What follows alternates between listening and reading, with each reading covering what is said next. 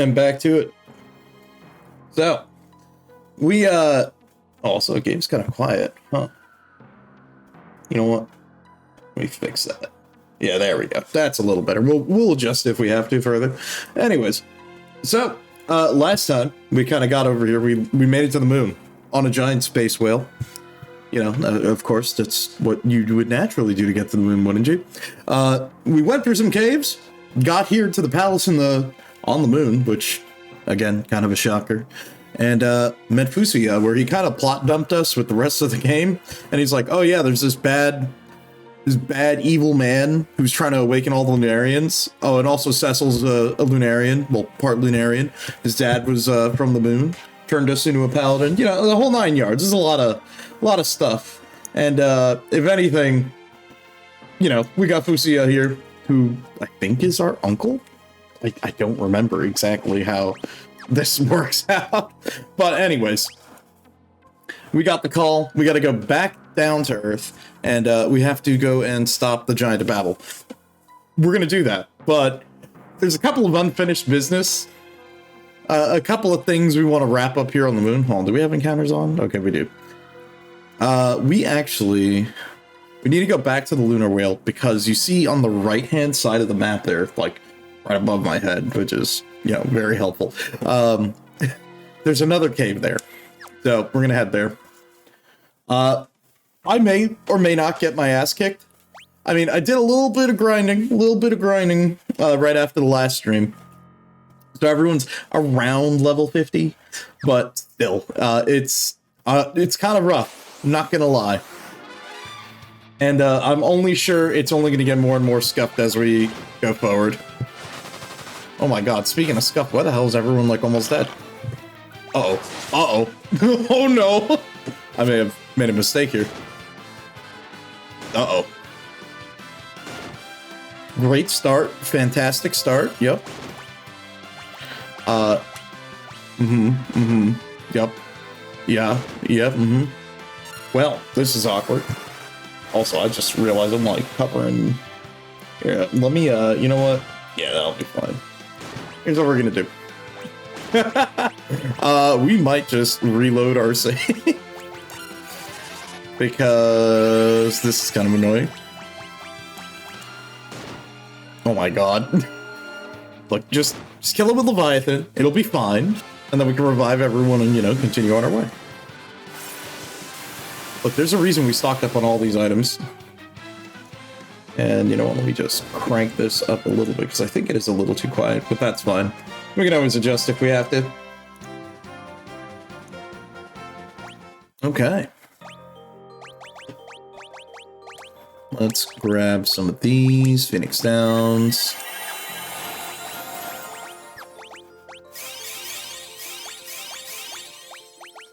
May as well just burn the rest of these potions that I got. Because why not, right? We bought a bunch of them for a reason. Okay. Let me think. Alright, I have to set up the auto battle once we get in. So we'll go and do that.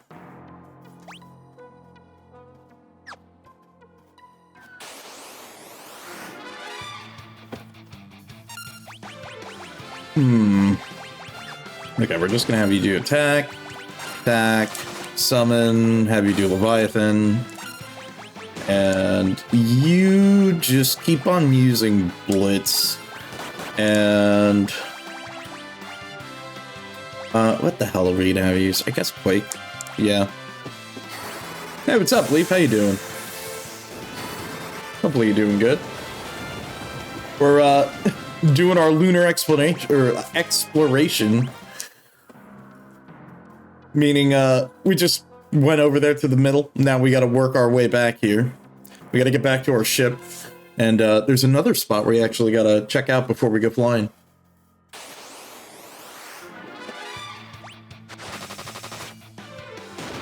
Also, hopefully you're doing pretty good. I know it's finally getting cold over here where I'm at. Nice, Etch at level 50. Look, I'm kind of glad that we're around level 50, because it's just going to get kind of, like, annoying here and there. taking this week to catch up on some gaming. Hey, nothing wrong with that. No, it's funny. I actually, you would laugh. You want to know what I did this week? What I started doing?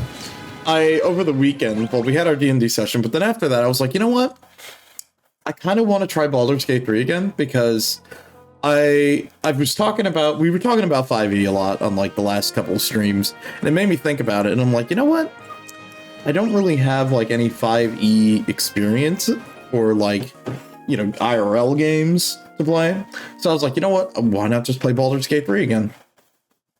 And it's interesting. So far, like, okay, upon replaying the game, because I've beaten the game twice. I beat it twice when it came out, where I did one in a co-op playthrough and then one in, like, a single, like, player playthrough. And it's kind of interesting when I think about it, because, Baldur's Gate is kind of strange to me. Because my only other CRPG experience would be, like, the Pathfinder CRPGs. And those games are interesting, but it's more like the characters... Okay, I think the best way I can describe Baldur's Gate 3 is Baldur's Gate 3 feels like you're actually playing D&D. Like, you're not just playing the fantasy game, but like you're sitting down at a table, and the other party members feel like other players in the... you know, at your table. You know what I mean? Everyone's kind of got their own thing going on, and they have their own interest, but it feels more like there's more of that player agency for them, instead of the game being focused around you as the main character, with them sort of being supplementary but detailed characters. I sort of use that comparison because I say that Baldur's Gate 3 feels more like it's your everyman's D&D table, whereas to me, like the Pathfinder games feels more like a high effort roleplay. Or something kind of like that, where it's like, it feels more of like a fairy tale or a storybook. You know what I mean? Also, welcome to the Cave of Bahamut, another dungeon for us to literally run through. There's going to be a bit of stuff in here for us. Also, a couple of tougher enemies now. Let's see, item down there, item to the right. Let's go grab the one over here first. Yeah, we get Genji gloves, which I am almost certain are going to be good for him. Yep. Wait, what? Why? Really? Interesting. That's fine. We'll give him the Genji glove. Anywho.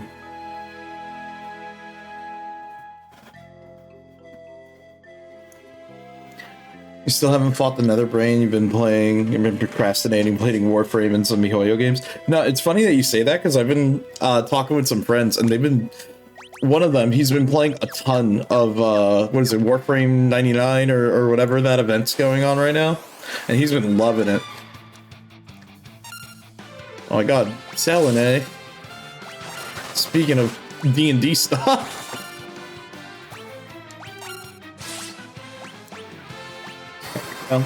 Now we got our command set up. But, yeah, like, it's kind of interesting, because, like, I was trying to explain how the games feel different to, like, one of my friends, because, me and another friend that we were talking about the games, like, he's played Wrath of the Righteous only, and I played Kingmaker, I played Wrath of the Righteous, and now I played, like, Baldur's Gate 3. And, for me, it was kind of difficult to explain, because... Oh, maybe I should have given that the edge. It's a little better. I mean, yeah, we could take that. We could do that. We take the Genji glove. What if we... Okay, what if we put that on him? We do that. Genji glove is bad. That's okay. I mean, we'll do that. It gives him better defensive stats, and then we put this on edge. There we go. Much better. Anyways, like I was saying, so he's only played like the Pathfinder games, and to sort of explain to him how it feels different, I guess it's just more in the style of writing, or maybe like how characters act, where I don't know, it just feels more like the characters in Wrath of the Righteous, for example, are more like interwoven with the story a lot more like tightly, where it just feels like, again, because maybe it's because the Origins characters are also playable characters from the start. It just feels kind of like that, where it's like, oh, I feel like we're a little... Oh, she's not dead. Okay. It just feels a little out of place at times, you know? Or maybe it's just like, I don't know, difference in style, maybe.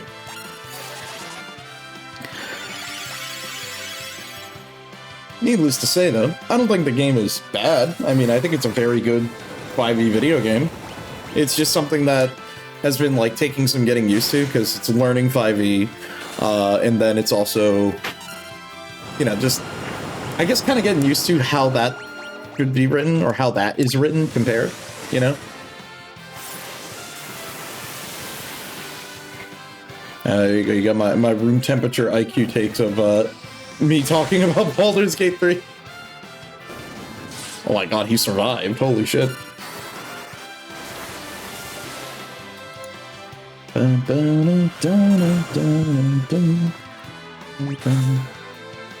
Oh my god, you got turned to stone.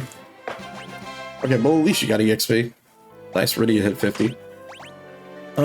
Let's see. Gold needle. And let's use some of these potions again. May as well just dump the rest of them, because I could probably just go and buy more.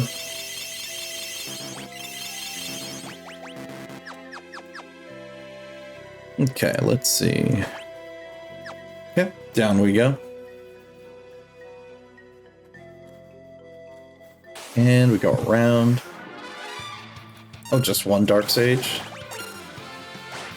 And the poor guy just goes for the melee.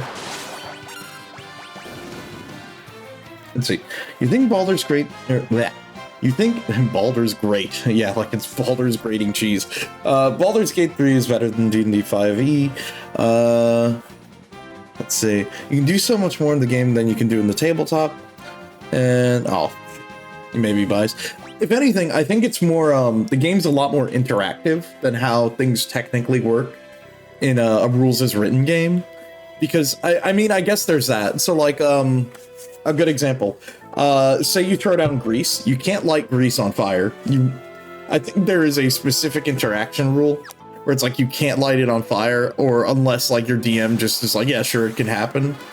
Because I think it's used to prevent a lot of external cheesing. I know that sounds kind of dumb to say, but I know that is kind of a thing.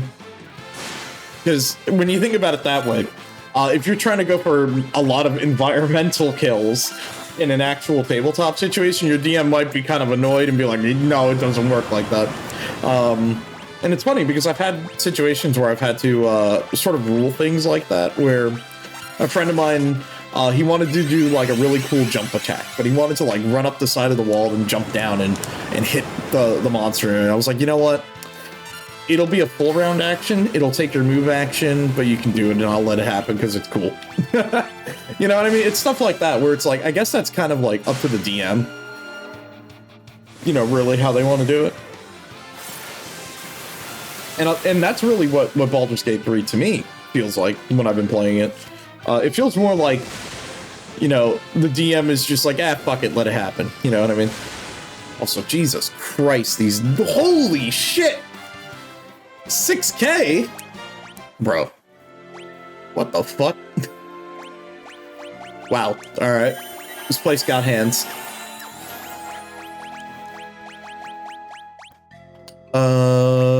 You know what? Just... Actually, wait, use Cecil's mono. Because he's not going to be using it.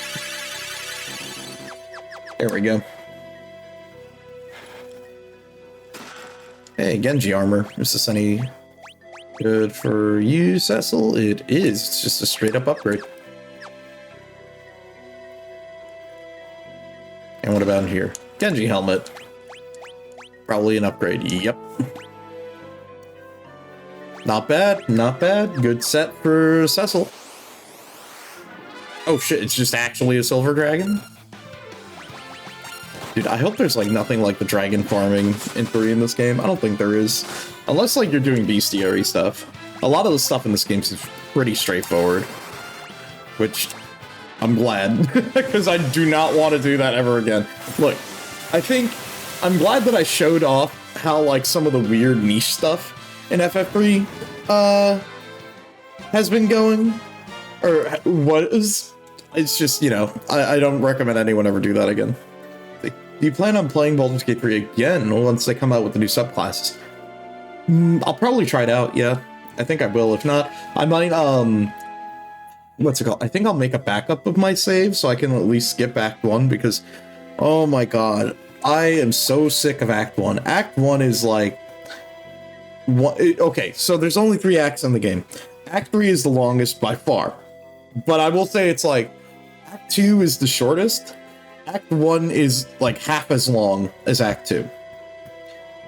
Because there's just, there's so much map. You have like, first section, you have the underground, you have the Cliff Monastery, or the Gith Kresh, I think. There's so much game in that section where I'm like, it's daunting for me. Like, I'll be honest, it's like, I've only played the game a couple of times, and most of the times when I've tried to restart it, or like, do another playthrough, for me, the hardest part is getting through Act 1, because there's just so much stuff. And if you're trying to do everything, well, yeah, of course, you know?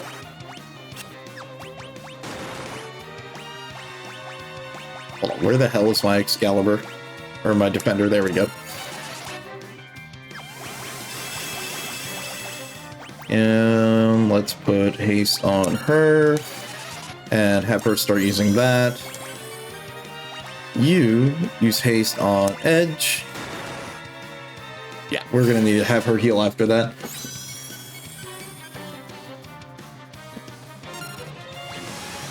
Okay.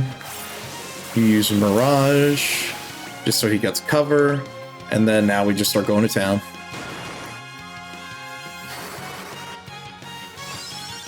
Probably have Fusuya use like haste on Cecil, and then maybe like one more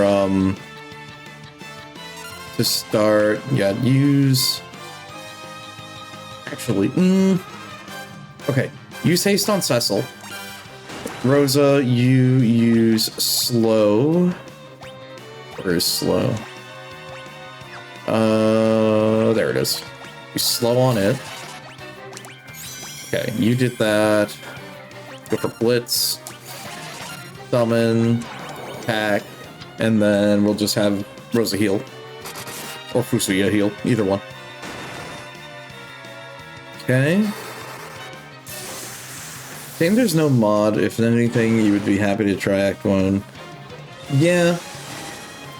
Like, and my problem is, okay, so when I played through my co-op playthrough, I kind of lucked out that the person I was playing with just happened to be bored enough to sit down and want to go through the whole game, because most of the time, whenever I try to do a co-op playthrough of like any sort of Larian game, what happens is, most of the time, we treat it like it's a party game.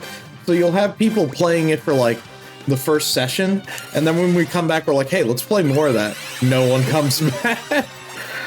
And that's the hard part, you know what I mean? It's getting people to come back after the first, you know, sit down play. Oh my god, I just realized that's doing 1 damage. Whoops.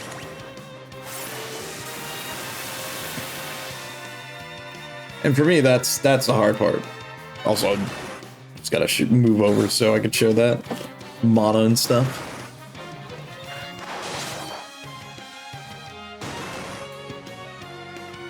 Let's see. Who else doesn't have haste? Okay, everyone else has haste. You know what? Haste yourself, Rosa, and I guess use flare. I don't want to just start throwing all these, because we kind of... Oh, never mind. Okay. It's dead. Well, that was convenient. Let me just make that quick save. And... have Rosa just throw a heal out. Okay. But yeah, it's like Act 1... Again, for me, my problem is it's just... people just not wanting to come back because they'll be like, okay, I'm done, I don't want to play anymore. So it just kind of turns into that, you know? Okay.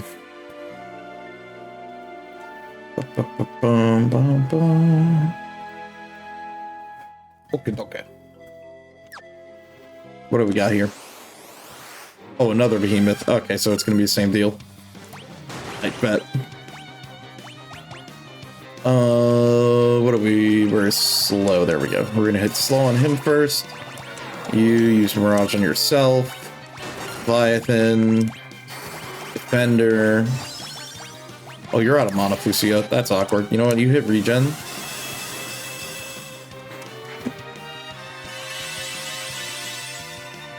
And then on Rose's next turn, we're gonna give her, or we're gonna have her use haste. I think everyone's just kind of in need of mana. Might have to start using some items after. Okay. You go for the attack. Cecil, you go for an attack.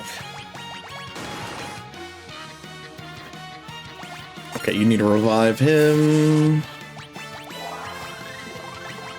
Okay, we need mana. You dry ether yourself. Actually, Miss Dragon, because if it does percentage of health, we're gonna probably want to do that. Let's see. I think you gotta play Baldur's Gate 3 hyper modded because you like a large party. Honestly, if you like a large party, then you would definitely like Wrath of the Righteous because you always have a minimum of 6 characters. Or like, your party is always gonna balloon up, so you'll have like 6 characters, but you can run an undersized party, but I would personally just, you know, recommend you run a full party because Wrath of the Righteous can be hard. It's a hard game. Or, you know, hard if you're not super familiar, but even with that, like, there are some tough encounters. I think the Siege of Dresden or the Tavern Defense at the early game are still like a big litmus test to see if, like, do you understand Pathfinder, or, you know, do you understand like how you can set up a situation? Because like, there are adjustments where, you know, there are some things that doesn't play by the regular rules of Pathfinder, but still follows it enough. Also, I will say, Leaf, I did try the what's it called? The uncapped party and EXP thing for this playthrough, and it is very funny running around with my whole personal army of everyone now.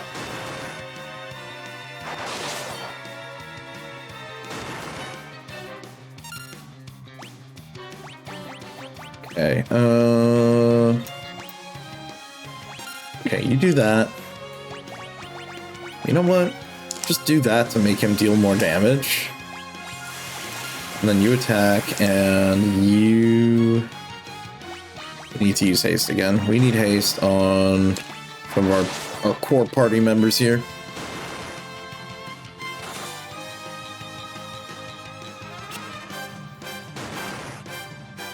Got the double enemy mod. Yeah. Like, I think I have the game set on Tactician. I might even try to raise it higher. I think there's like one more new difficulty that they added. And I might just do that just because, like, it's not hard enough because, well, obviously the game doesn't, it's not accounting for all these extra characters. Wow, okay. Damn. I guess he had it in him. Anyways. But, yeah, I might, like, see if I can do, like, the custom difficulty and, like, crank it up or something, because, it's not enough. We need more. Always could use more enemies.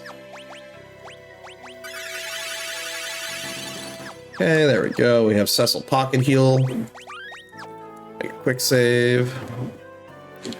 And now we go all the way around. Oh, son of a bitch, really? Bro, come on. Really gonna run into, like, these two right here, right now? I'm just gonna run. I do not want to do that. You think it's honor mode? Honor mode is like an Iron Man mode. You only get once. Oh, okay, cool. Yeah, okay. Because I know, what's it called? Yeah, Pathfinder games have something like that too. Like, I think it's like Last Azalati mode or something like that, where it's like you get one save, or it's like Iron Man in that same regard too. Yeah, no, I like that. Actually, something I'm kind of surprised that they didn't add is like a deep dungeon or like a dungeon crawl mode, because like the other like other Pathfinder games have that. I think it would be cool. I would like a dungeon crawl mode for that. Oh well, hopefully someone mods one or something, because that could be cool. Like just a big dungeon crawl and you make your party at the start and you just go through it. Hell, you know what? I might do that as a bonus stream for fun one day if I'm bored. I was actually still thinking about doing that, what's it called? Oh, let's just chug these real quick. I still want to do that, that tabletop stream where we sit down and look at a couple of, books that's still on the brain, which we might be doing next week. We'll see. I have to sort of see what's up. If not next week, definitely maybe the following. I don't know. We'll see. Or next week's gonna be weird because we got Monday stream and then Tuesday's New Year's, and I might just do a stream depending on like what's up. I have to sort of see what's going on. But hold on. Oh, not that. Use that. But yeah, so far, I don't think I've got anything super planned for New Year's, so there may be a stream. We'll see. Let's see, what do we got? Okay. This fight's gonna be kind of tough. It's the real deal. We got the big, the bad, the Behemoth. Or no, it's another behemoth, never mind. Oh, okay, never mind. Well, you know how this is gonna go already. Holy shit. Already? Bro. Go for the slow. Go for that. Oh my god. You know what? You just do that. Hopefully we get the heal. Hit the regen too. Nice. Damn. It went for the life of the protect. Okay. You do that.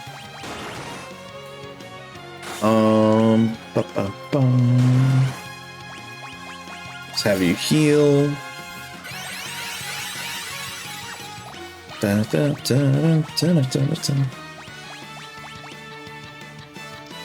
don't know if it's actually just weak to, or if it's immune to summons or something. You know what? Just try bio. Let's see how much damage this does.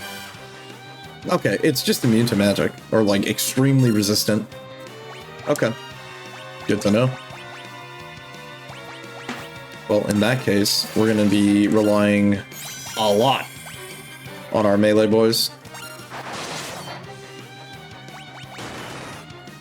Dude, can you, like, stop attacking her? And, you know, by that I mean, like, don't actually insta-kill Cecil now. Oh my god.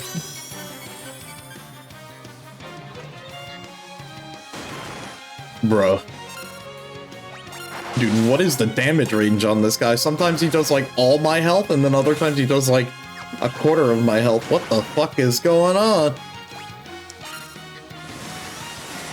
Okay. You know what? You just need to heal everyone. And just hit Berserk on Edge. And we'll just let Edge and Cecil go to town. You're getting closer to making, or modders making their own custom maps and dungeons. Ooh. That could have been really interesting. Yeah, that I would be down to see. You know what? I have a feeling, though. I do think once there's more mods available for the game, like right now, the mods that are currently available are really good. But I think like once they get to that point, I think we're gonna see like some really cool stuff. Because I want more Baldur's Gate. Like the city itself is a really cool location, and that was fun. You know, it's fun to go around there. So I would love to see people make like even further extensions to the city, or maybe like those other things. What do you want? Oh, you're an interesting one. Ah, I see. Okay, well, let's drink up.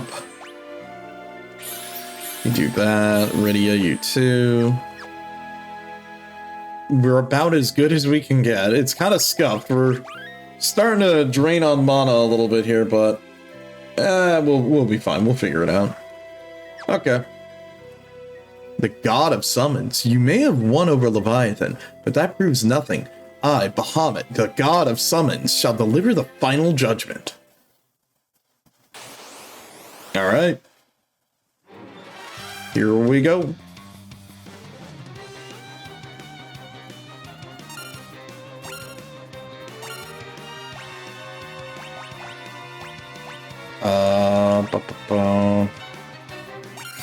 Reflect. Where is it? Where is it? Where is it? Reflect.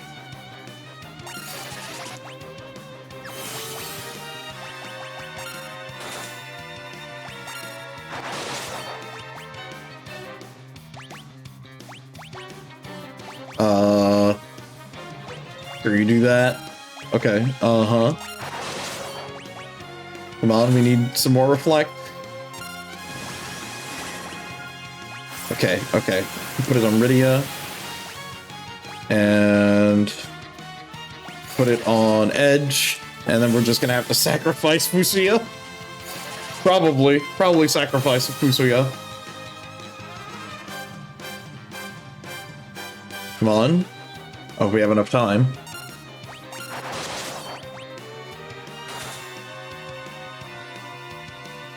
Uh-oh. Uh-oh. Oh no. Well, rip Fusuya.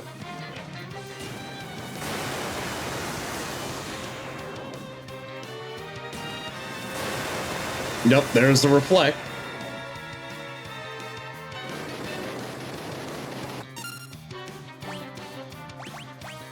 Okay, and now we full life him. And now everyone else just keeps on attacking.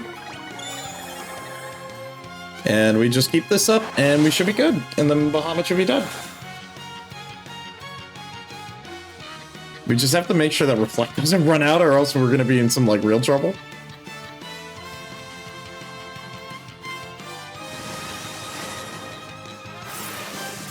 Come on, come on. Da-da-da-da-da-da. Okay, Rosa. Oh, not full life. Reflect. Oh, never mind. Okay, we're good. Wow, that was a lot easier than I thought. Well, to be fair, I mean, we did just kind of blow him up with his own...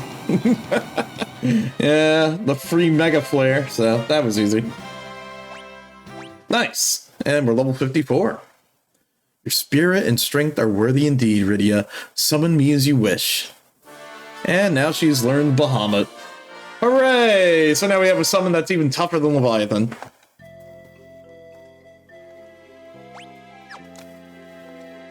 You're the first ones to be accepted by the god of summons. It's a tremendous fate awaiting you. Well, now that we did that, get out of here. Because now I think there's like one more thing.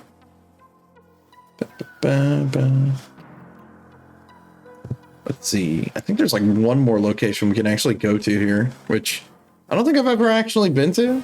Like, I played through this game once and I didn't realize that this was a place too. But there is one place left, and it's home of the rabbits, the Lopperits. Good old bunnies. Gotta go meet them.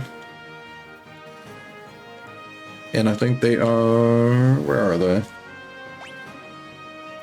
There's like a... ah, there it is. I see it. It's like down here.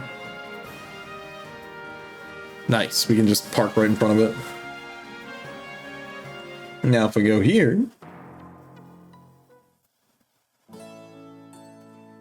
welcome to the humming way home.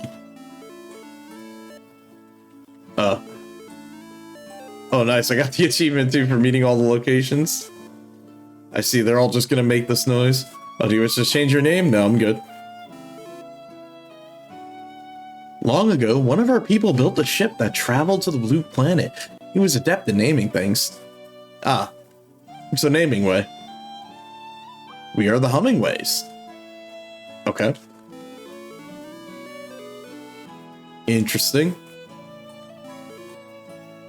You wish to change your name? Whatever you mean. Uh-huh. Right. Any of you guys do anything? Oh, there we are. Oh, he sells stuff. Okay, well, we found the money sink. I'll be honest. You can basically stock up on ethers here. That's the main reason why I'm actually here. Because we could use a couple. You know what? Let's... Okay, actually. Do I want that?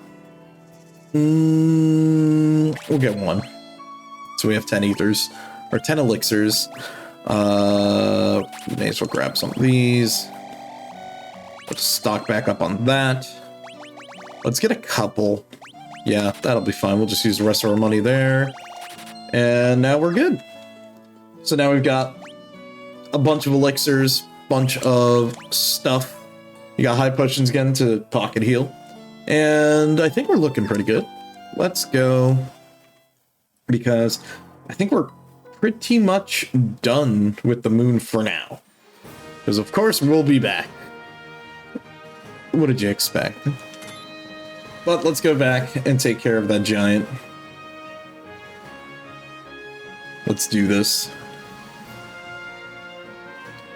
So we ride our whale back to the blue marble.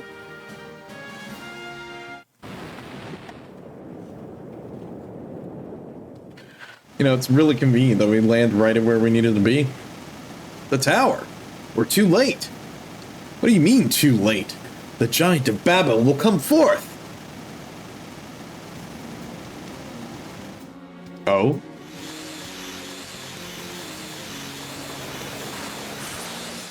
Oh my god. Dude, why does the giant look like... Okay, the giant... It kind of reminds me of, oh my... Holy shit! Oh! Oh, damn. I was gonna say, it's like... It looks like, kind of like a mix between, like, the Iron Giant and, like... What's it called? That robot in Mother 1? Very obscure. Very random reference, thanks. You know. But, there you go. Oh, dude, he's got the core laser. He's got kind of like that weapon look from, like, the weapons in FF7. No, damn it. Is there anything we can do? What's that? Oh? The tanks! Also, I love this track. Dwarven tanks! Hey! Wow, he really brought his daughter here. We'll fight alongside for our planet, our home, lolly ho! Dude, I love how futuristic the inside of their tanks are. Bro, and then we have Yang here too? Oh, hell yeah. Dude, Yang with the Fae? This is crazy.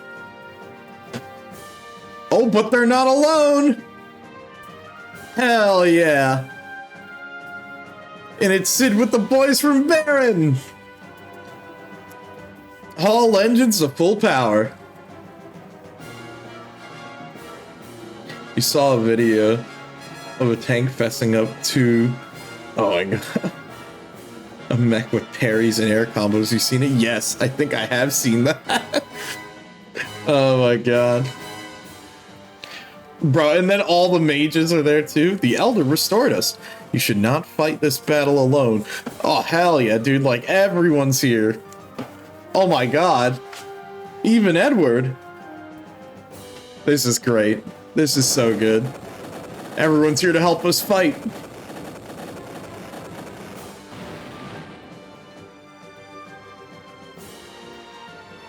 The giant looks confused. No shit, it's a robot. Now's our chance to enter the giant of Babel. I get it. We're gonna go for the core. It's hard. Sid. Oh. Oh, and he just... he gets in a little closer. He's like, what's up? Approach its mouth. Who's he? Who's he? A Lunarian. He's a Lunarian? Can you do this or not? Keep your beard on. There's nothing I can't do. Dude, you know what? I can believe you. I 100% can believe you, Sid. You may be a bad party member because, like, you don't do a lot of damage, but you are, like, the GOAT in this story. I'm not gonna lie. He's kind of helped us out so much. Oh, they're shooting at us. Come on, playing tight. Oh, and down we go. Also, wow, this track is so good. What the fuck? Oh, dude. Okay, this track's a banger.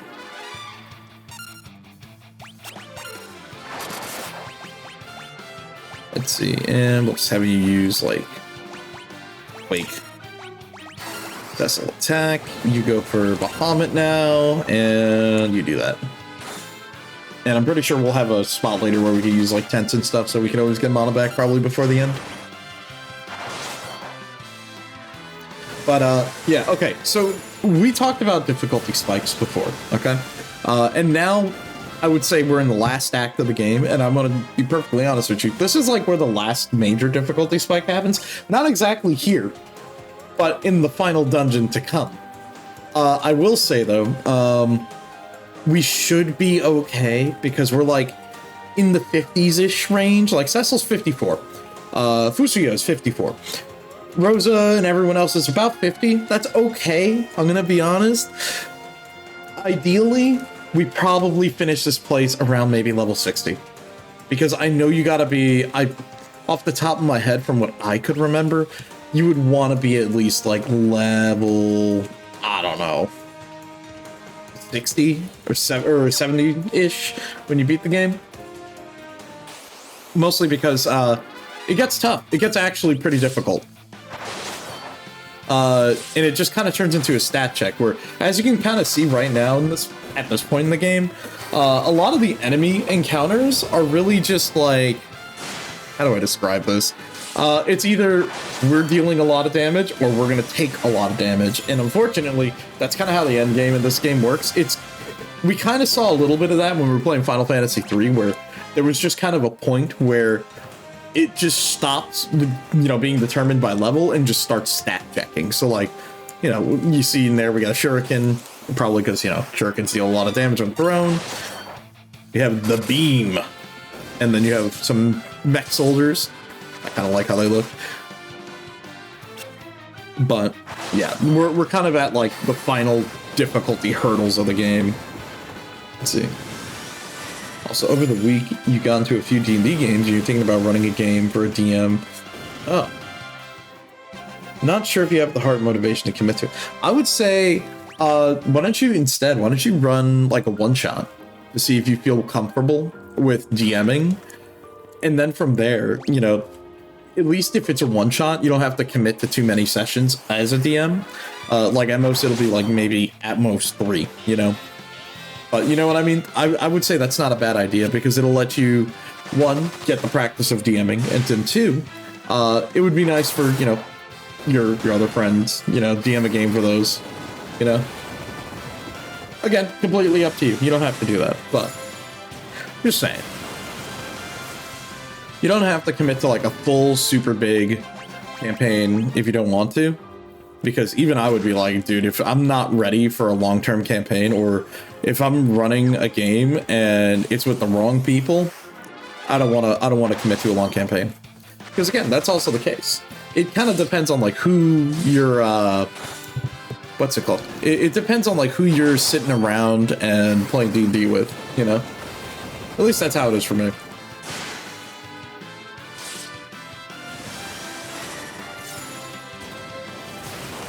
Also, thank God we got Bahamut, because holy shit.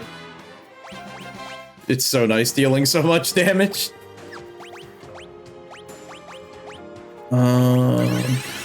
That. Hey, the Yoichibo. I think that's actually finally an upgrade for her. Let's see. Oh, we got the arrow. I don't think we got the bow. Is the arrow any better? No, it isn't. Damn.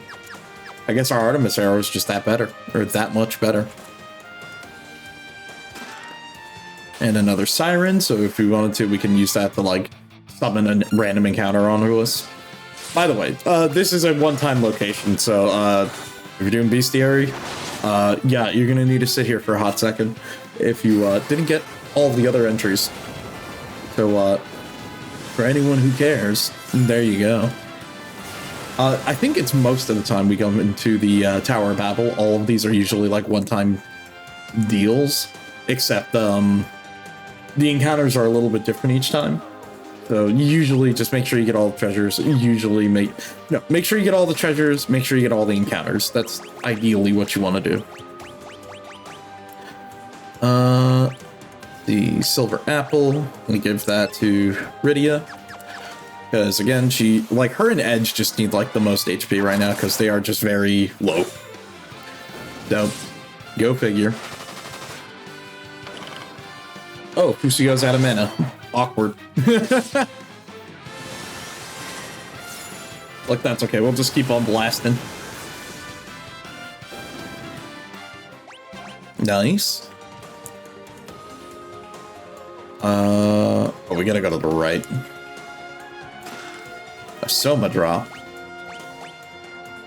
Maximum MP by 10. Who do I want to give this to? Probably Rydia. And you know what? Use that on him for now.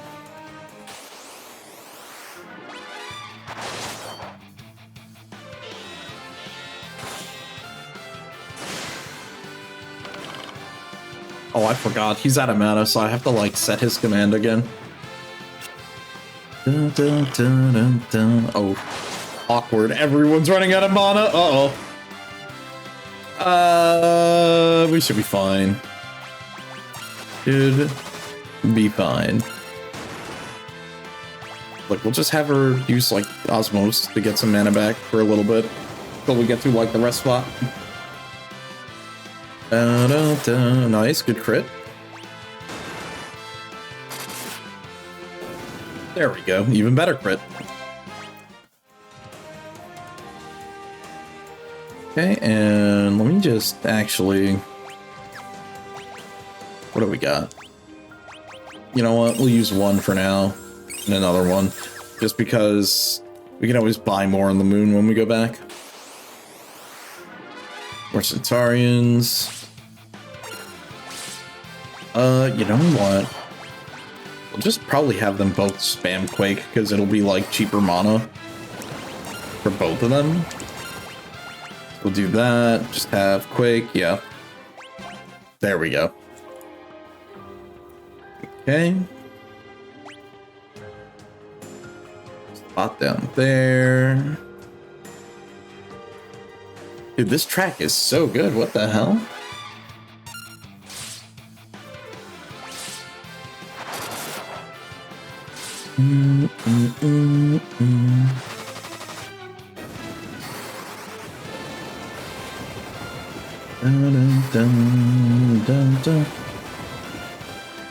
Okay, good. At least Quake does, like, enough damage.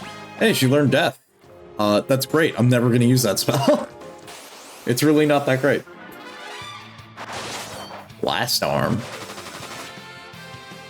Why is it called the Blast Arm? Like, what does it do?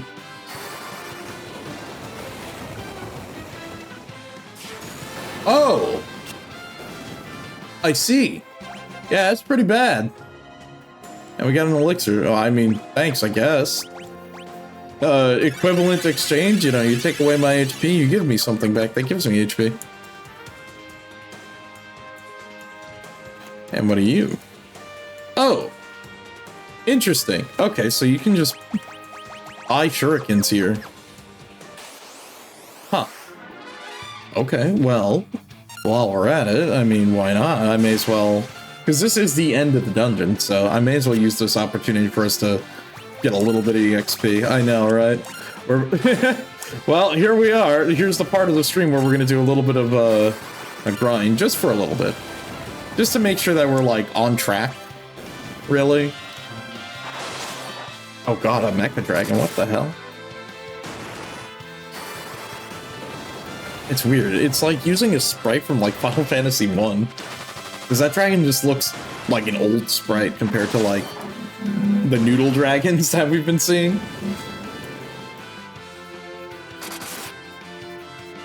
Damn, how much HP does this thing have? Okay, there we go.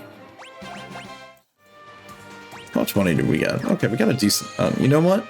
While we're here doing this for some EXP, let's hit the cottage. We'll save the game. While we're running back and forth here doing this, this will be even better because not only are we getting EXP, we're also going to get money because we actually do want the money here.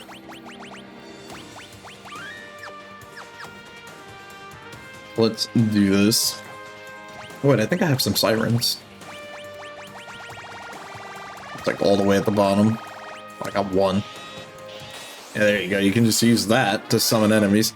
And of course it's a back attack, and I'm gonna die in a really stupid way now. Yep, switch row. Use Bahamut.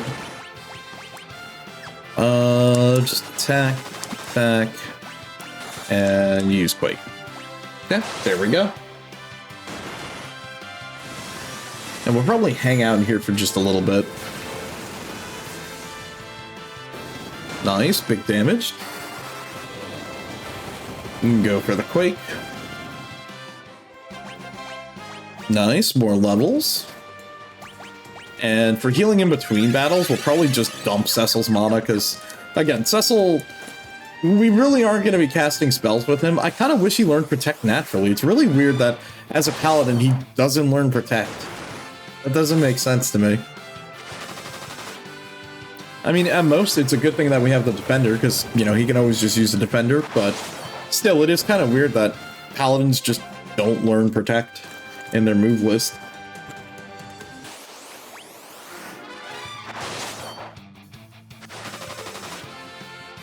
Oh, actually, something I thought about, by the way, Lee. Speaking of, like, D&D sessions, so, we had our second session of our campaign, on Sunday, which, yesterday. It was kind of funny because, so we were dealing with a situation where, we were sent to go and deal with some Fae. We end up getting to our first contact, and she's like, okay, so there are two places that are sort of being affected by the Fae. A camp where all the kids are, or a whole village. And it's like, okay, first moral dilemma. Do you let the kids die to the Fae, or do you let a whole village get wiped out to the Fae? And we're like, ooh. Because most of the party's like neutral to good-ish aligned. And even my character, who's just like a lawful neutral character, is like, look, I don't think it's a good idea to let the kids die, but we need people, we need, you know, able bodies for a settlement that we are working for. And I think we should go and save the village, because if we can save these people, they can come back for us, or they can come back to the settlement, and that'll help out. I think we should do that. If we save the kids, that's more mouths to feed and not enough people to help out.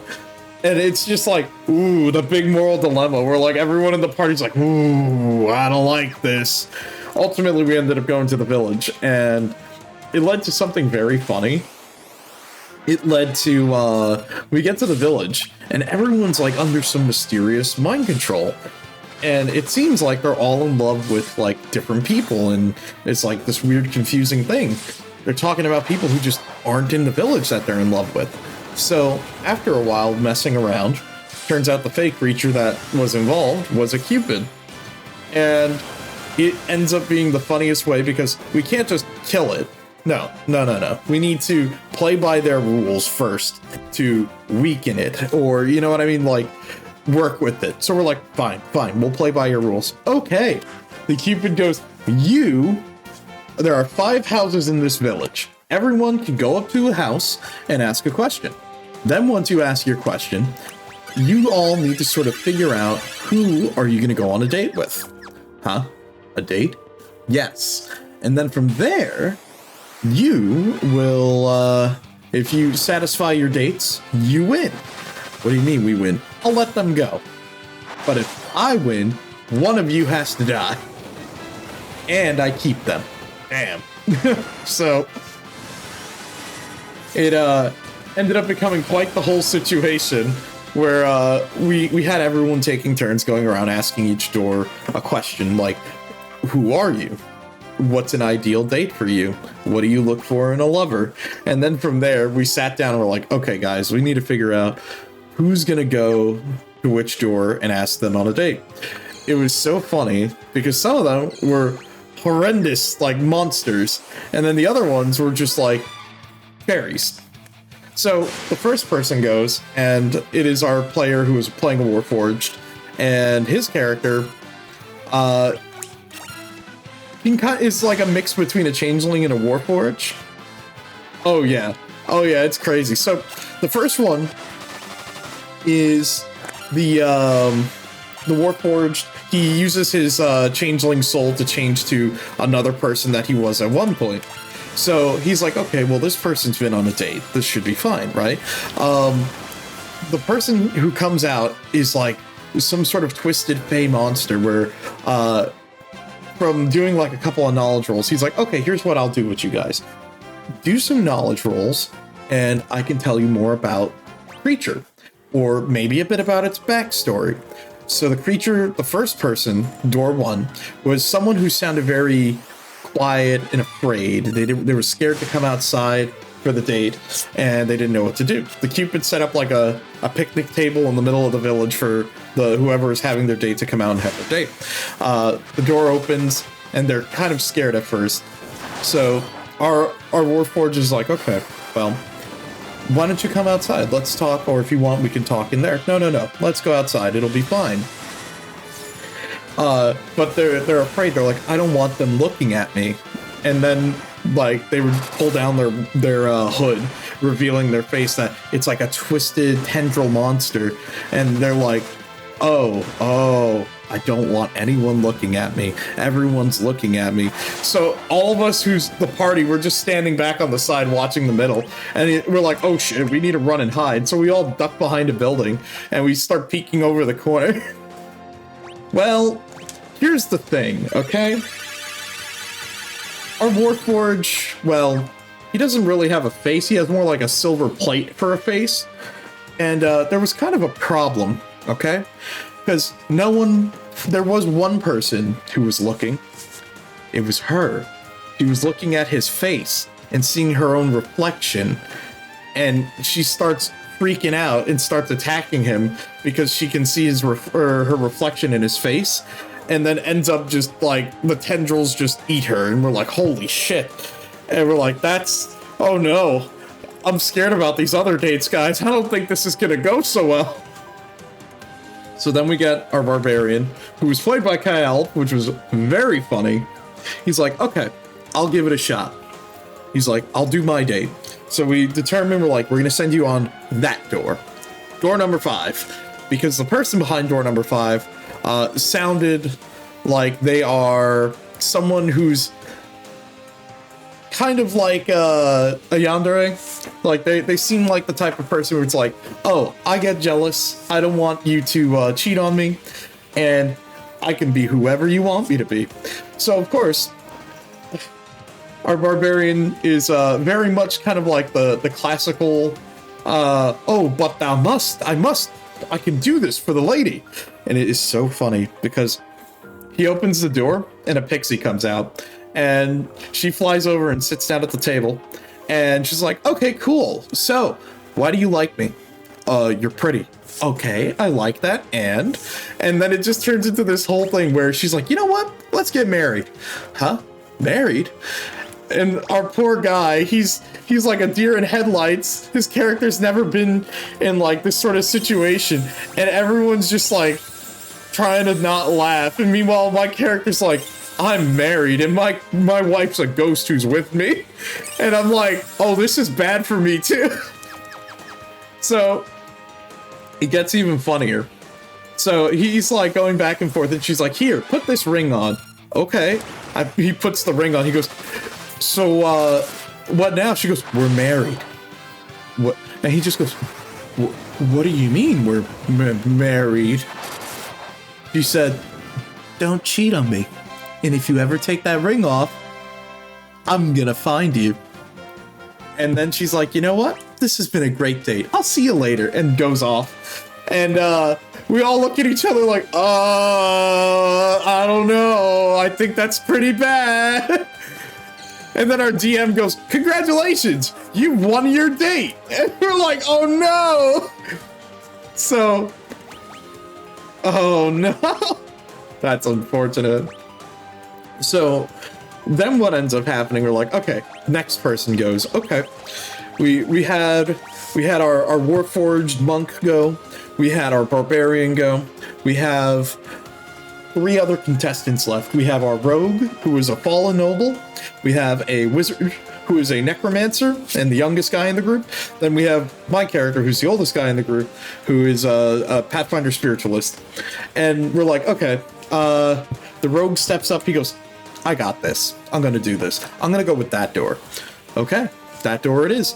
And it was someone who answered very much in like a haughty tone of, oh, no, I wouldn't want to be here.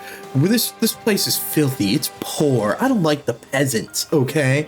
And it's like, it's funny, he asked, for his question, he asked, what was your ideal date? And she said, we'll go to my castle. It's filled with gold. We'll sit down, we'll enjoy it, and we can watch as the peasants are out there being tortured or being eaten by a lion or something. And we're like, oh no. So she walks outside of her, oh no, you're good. I got you, Lee.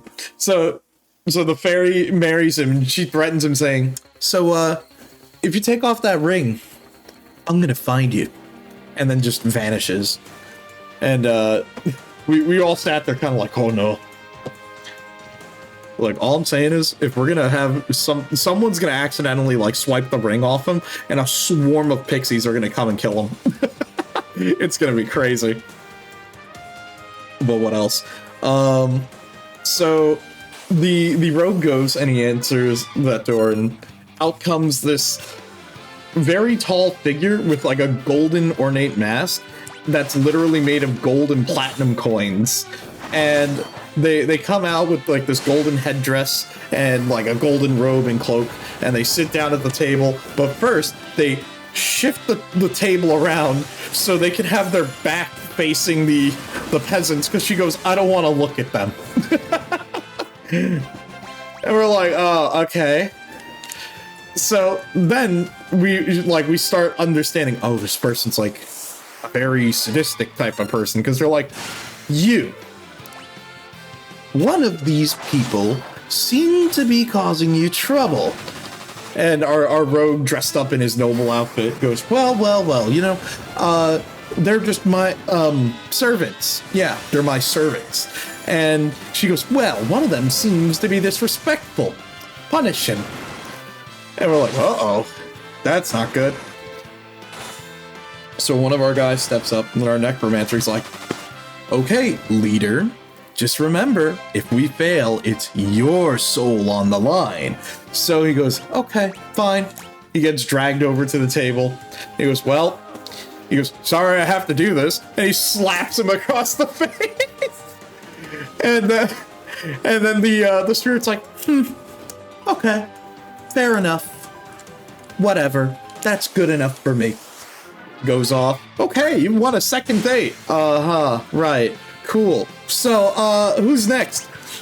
The necromancer's like, I'll go. It's my turn. Okay? And I'm gonna remember what you did. Oh, okay. That can be, ominous.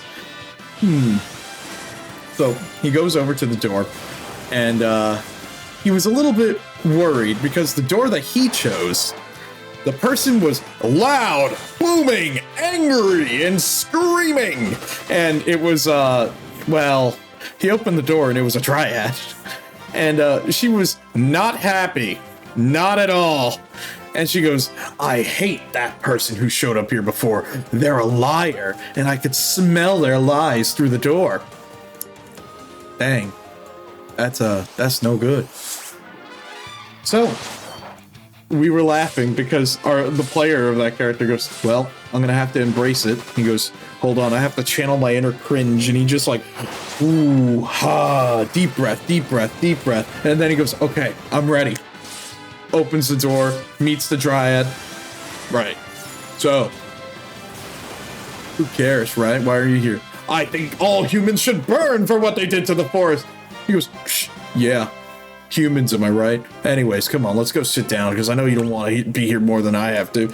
And my man played off the whole tsundere act, and it was hilarious because we were just sitting there dying laughing as this dryad's yelling in max caps lock.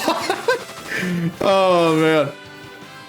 But it did play out. It worked out well, except for the part where the dryad goes, "That's the one," and points to our rogue. "That's the one who tried to lie to me. Get him. Sick him. First off, why don't you kill one of the villagers? But you know what? No. Kill the liar."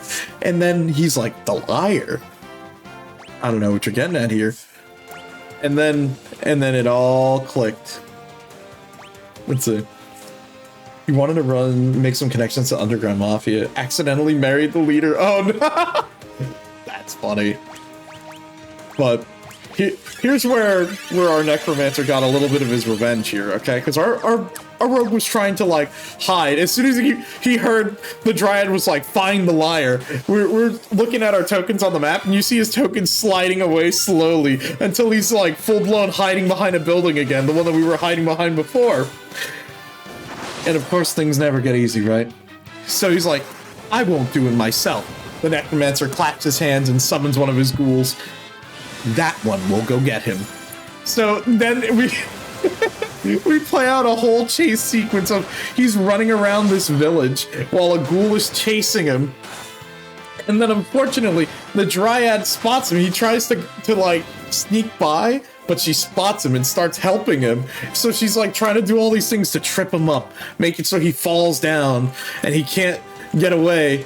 But well, he kind of screwed up, got caught, the zombie bit him, and also took a ton of damage where he actually died or was incapacitated. And our DM's, since we're running like a hybrid 3-5 system, our DM's like, "Well, I put in death saves from 5th edition, but it's more like, you know, if you go down 3 times fatally, or you're dead. So we were laughing as this was his second time getting down permanently, and we're like, "Oh my god, he's actually gonna die if someone screws up next time." Needless to say, he made a bet, or our necromancer made a bet with the dryad that since their date went well, he says, "Hey, do me a favor. Can you kill that Cupid?" And she's like, "All right, easily, can do." Cool. Now it's my character's turn for their date, and I did not know what to expect because it was going to be very funny because the last person sounded like a party boy. He's like, "Hell yeah, let's go drinking. I know this awesome spot in the Empire. Let's get out there. Let's get drunk. Woo!" And I was like, "Oh no, oh no." And it's even funnier because my character's wife is the ghost that's anchored to him. So she's just hovering behind him. She doesn't speak. She can't speak. So it's even funnier because my character's just like sitting there as his ghost wife is staring daggers into him, and he's like, "Man, I'm in trouble." So here's where things get funny. My character goes over, opens the door, and out comes another pixie. But it's a pixie that he's coming out with two tankards filled to the brim. And he's like, "Hell yeah, dude, let's get drunk." And we go over to the middle of the town. We sit down on the picnic table, passes me a drink, and my character just drops the whole "I'm supposed to be like this important spirit cleric guy," and goes, "I could use a drink." And we sit down, and what do? We get hammered. We have drinks with this pixie, and he shoots the shit. He's like, "Man, a lot of people are afraid to go out drinking with me. Like, I don't know what's going on, dude." And my character's just like, "Yeah, I know. Everyone sort of reads the room wrong, but we can get that. Cheers." And every like couple of sentences we'll like stop, and I'll raise my mug and I'm like, "Cheers," and we'll just keep drinking. And meanwhile the party's like, "Why do I feel like I'm watching a theater bit going on here?" So that continues going, and then eventually he goes, "Dude, I have the greatest idea." Well, first off he goes, "Okay, I gotta ask you, man." He goes, "Are you more of you know, a melons or an apples kind of guy?" And as he says that, my character's ghost wife like creeps up right behind him, and he goes, takes another deep sip of his drink and goes, "Well, you see, my wife was more of melons, but both are good." And it just kept going. He's like, hell yeah, dude. That's awesome. Okay, let's keep going. We keep on drinking and drinking. He goes, let's do a drinking game. Best idea ever, dude. Here, use this special cup. And he's like, my tankards are special. They never run out of liquor. And I'm like trying to play it up. I'm like, if I win, can I get one of these? He goes, nah, dude, but you're cool. You're cool. I'll meet you somewhere else. Maybe not here, but wherever they're calling me from, they'll put me back. And when I'm back at the Empire, let's meet up. Okay, cool. So we start doing our fortitude checks for a drinking game. And I'm sure you can imagine how well that went. I rolled 3 nat ones. I lost. It was so funny. I lost like 3 times in a row. But I will say, he also lost the first 2 times in a row. So the 3rd attempt, I finally lost. So after that, he's like, well, that's a drinking game. Okay, you're supposed to give me some money. And then, of course, the GM checks and starts laughing because he realizes, oh, my character doesn't even have any coppers to his names at the moment. Like, he's got nothing. And then he's like, damn, you're broke, dude. And my character goes, yeah, I know. Times have been a bit rough. That's why I'm here on this job. Damn, you know what? Here's 5 gold. You know, I had fun drinking. Let's do this again, dude. Thank you. And thanks for the drinks. Yep. And would you believe me if I said that wasn't the end of the session? We had a little bit more after that. Where we did some more character building within the party, which was always nice. You know, party members getting to share a little bit of secrets here and there with each other to start, you know, getting rolling. And that's always fun. But definitely a fun session. I'm glad that our other friend got into DMing again. It's really good. Also, it feels weird to be a player again, where most of the time I've been the DM. But it's still a ton of fun. Also, don't worry, we're almost done doing this grind. I want to say, let's at least get Cecil to 60, and then we'll be good. Everyone else will kind of catch up. I know, I've just been kind of using this as a back filler while we're out here doing this. Plus, it's also helping us get a couple of shurikens, so I'm not complaining either. I think we have enough mana. Yeah, we can just... Wait, is Fusia... Wait, hold on. I think I have to set Fusia up. Okay, there we go. Let's see. Nice, you play a Yuan-Ti. It's immune to poison, so when you're... Oh, that's so funny! Oh my god. I didn't even think about that. Dude, it actually... No, it's funny, because I think our Warforged brought up something like that. Okay, also, it's really funny. Our Warforged is playing, like, a different archetype of, I want to say it's one of those more obscure... Or no, he has a feat in 3.5 that lets him inscribe magic tattoos.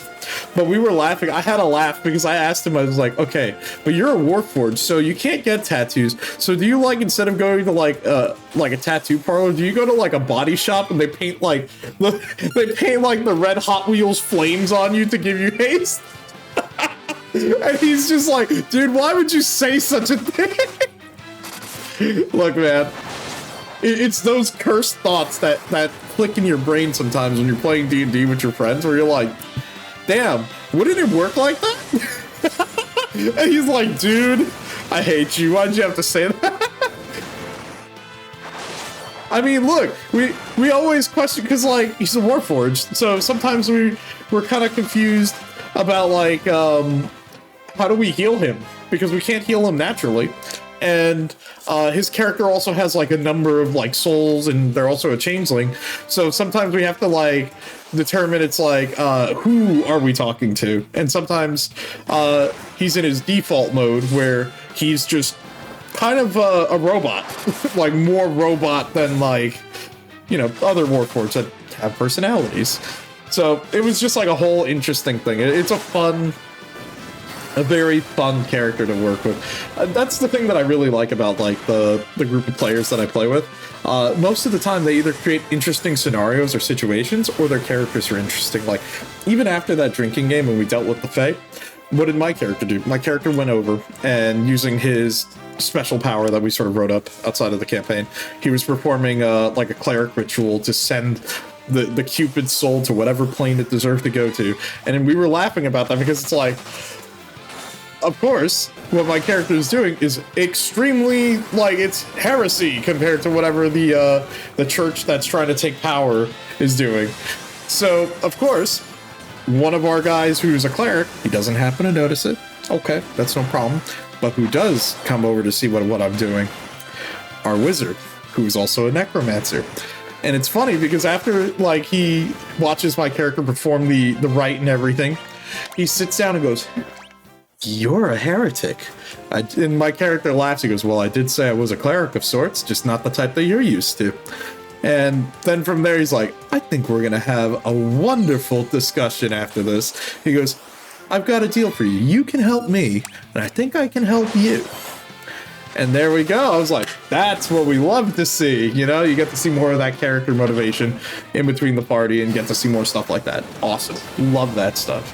Because it's always nice when things come together like that. It feels like it all is circling back. And it's nice because, you know, sometimes it happens intentionally or unintentionally when character backstories just kind of loop into each other, you know? Nothing wrong with that. Okay, like Rydia's like out of mana. That's fine. We'll just use another. We'll just burn all of my cottages.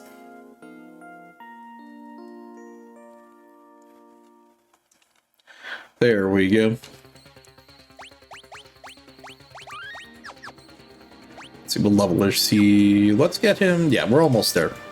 And then we can get going. The main reason why I'm using this place is it's a little bit easier because the enemies in the final dungeon are kind of a pain in the ass, I'm gonna be honest. It's not so great. And we've got a bit of a miniature boss rush. Well, miniature's kind of a understatement. It's more like we're gonna have a little boss rush coming up, so want to make sure that we're good. I think we're at the right level for this now, to be honest, but I mean, EXP here is kind of free, so we'll just take it. But don't worry, we're like almost good to go. Bum, bum, bum. Dun, dun, dun, dun, dun.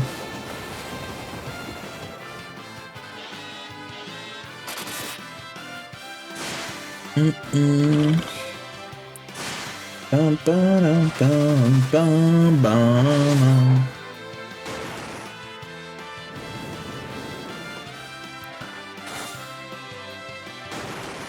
You know what? We'll do this cycle. We'll heal up, and then we'll. Oh, I forgot to. Oh, right, because they ran out of mana.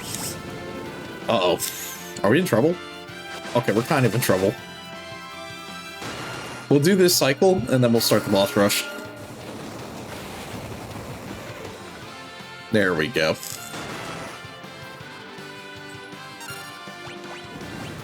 Oh my god, are we dead? Not quite. About to be. I think we are. Oh, they're gonna miss out on EXP because they're dead. Yeah. Well, I mean, Rosa got the level.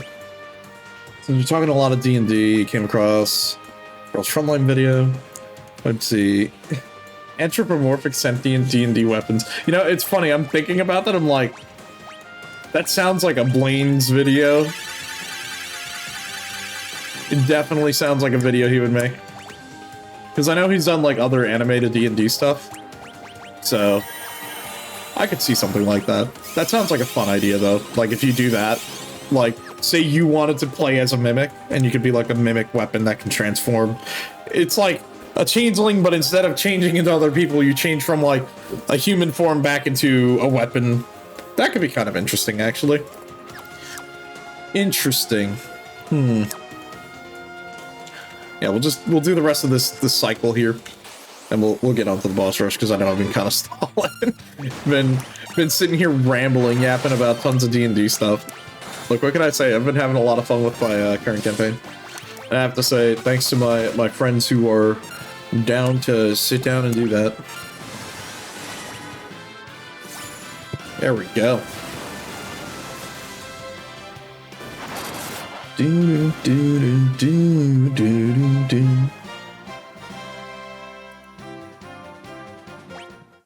There we go. Let's see. How much mana does she have? Okay, we're good. We can do this for a little bit. Let's see. You had a warlock whose patron slash lover was imprisoned in his bow.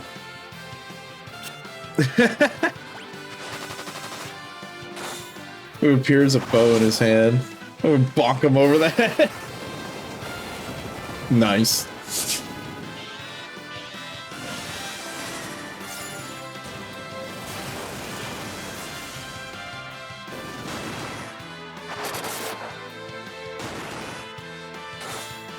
I do like that. I think that's a fun idea.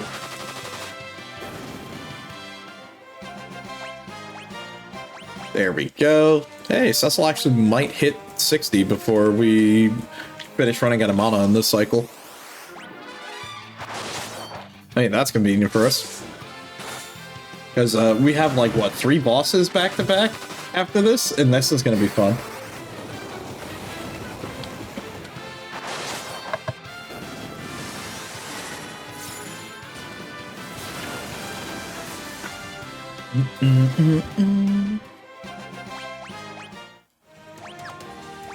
Also, don't worry about Fusio's level. He doesn't matter. Fusio, he's probably gonna leave the party again soon.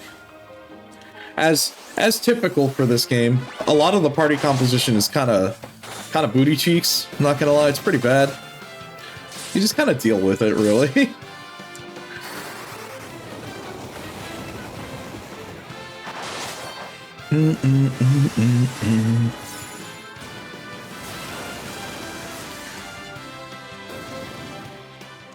Wow, it didn't actually deal 999.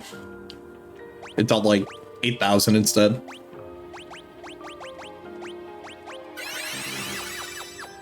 Let's see. All right, Rydia's like almost out of mana. When she runs out of mana, that's our cue. And we'll like spend the rest of our money on shurikens just so we can like knock it out, you know?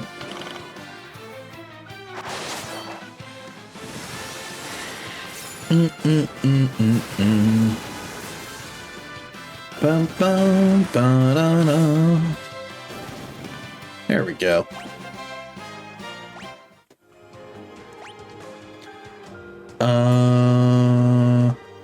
Yeah, okay, she's got like 2 more uses. So it's like, what, 2 more battles, maybe?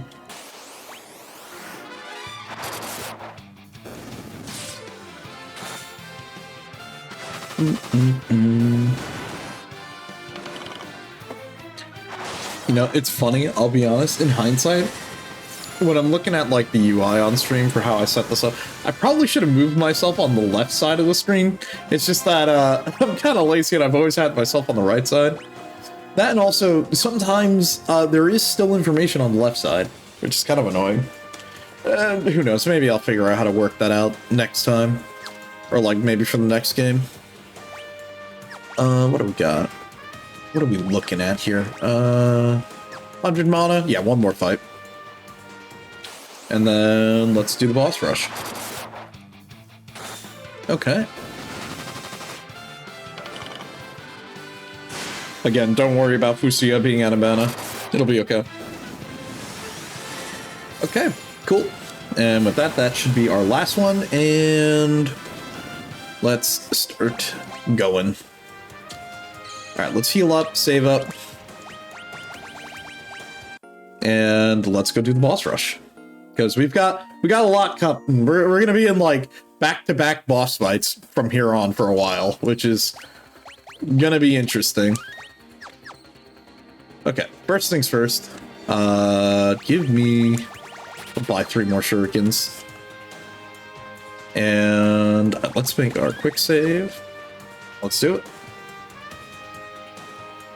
Okay, well. What do we got here? You've come at last. You cannot stop the giant of Babel. Now is the time for the death of you all. Oh yeah, the elemental lords, indeed. Master Xeromus blessed us with a second life. Prepare to die. I shall enjoy fighting you again. You've taught us the power that comes from joining forces, and that is what we will do. Now allow me to restore your strength. Oh, what a nice guy. Thanks, Rubicante. This time, we shall prevail. All right. Well, here we go. Time to fight all of them. Well, let's start off. You do that. You're going to use Defender so we can get Protect out. You just start using Bahamut. We're just going to start going out guns blazing. Okay, you get haste on edge. You slow. And how many shurikens we have? We have 8. Let's not use them all yet. Just attack normally. Really? 1 damage? Interesting. Okay, slow didn't work. Probably because he shifts. What does that do? I don't like it. We're fixing it. Actually, just use ninjutsu and see how much damage that does. Use haste on Cecil. You go Bahamut again. I'm pretty sure we're going to be out of the Scarmiglion phase in a second. Hit regen, because why not? Oh, he heals from electricity? That's weird. Okay. I would not expect that. Because isn't he supposed to be a zombie?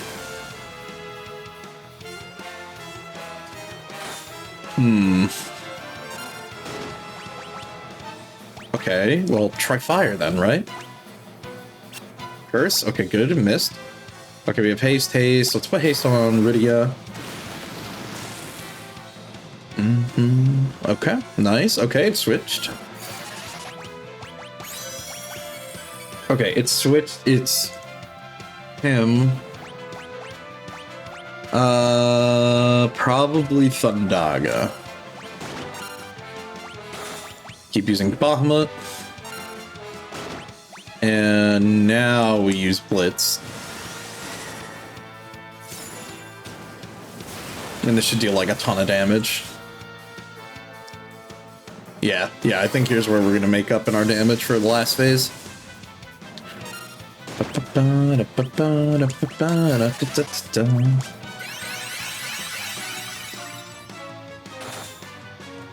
Okay, nice. How much is that gonna do? Wow, did a lot of damage even for edge. Okay. Tornado. Ray, good, that missed. Oh my god, okay. What was she weak to? Probably, let's go with Blood. We'll try that. You do that. You keep healing.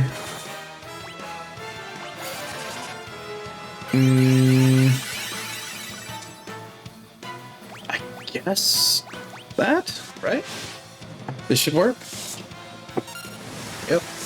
Let's see. And then Mega Flare, this should probably kill her, and then we go to the next phase. Right? No! She's still alive. Okay.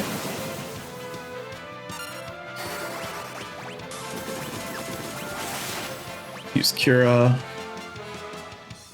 Okay, we need to survive. We need to not die right here. This is kind of dangerous. Okay, there we go. Now we're no longer out of, like, single HP. Do that. That's fine.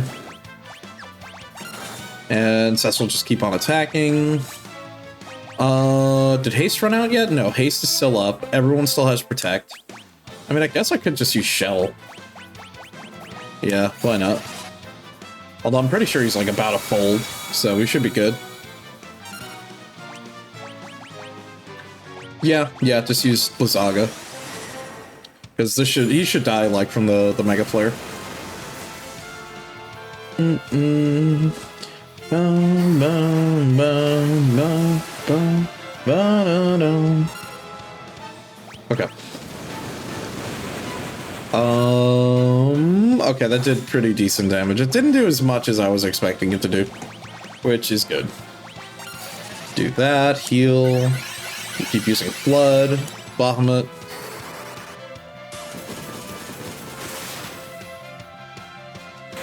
There we go. Alright, well, that's the 4 Elemental Lords down. I was a little bit worried, but that went way better than I expected. Nice.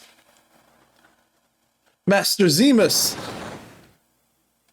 Please, one last chance! We failed again! Farewell, Valiant. Well, damn. Well, I'm gonna go back and heal. Hold on, are we... Okay, no, we actually have to heal. We can just do this real quick since it's right here.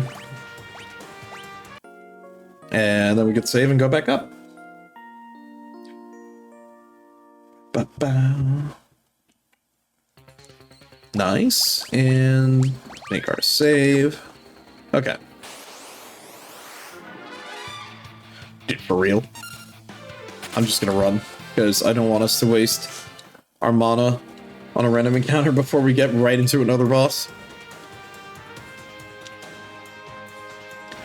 Okay, the CPU of the giant. Alright. Let's go break its intel core. Look, you have to get all those, like, gold metal bits that are poking out of the motherboard out. We gotta, like, scrape it off, you know? It's CPU! Whoa! We have to destroy the defense node first, because it can repair the CPU. Good to know. Oh my god, it's balls 3D. Ah. That's bad. Actually. Okay. So it puts up reflect. Amazing. Well, that's not good for us. What the fuck? Uh-huh, right.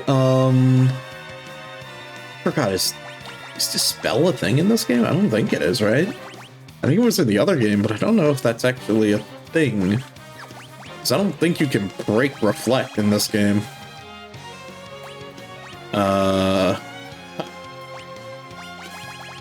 Interesting.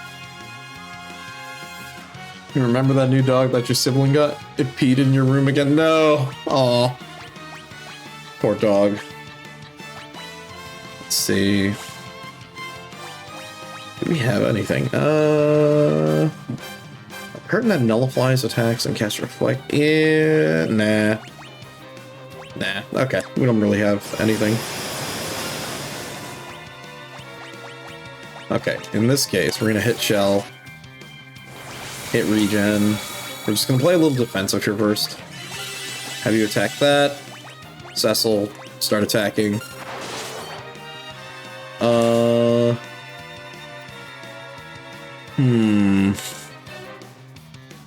Because if we reflect that, we're dead. We can't. We're not doing that. We're not playing that game.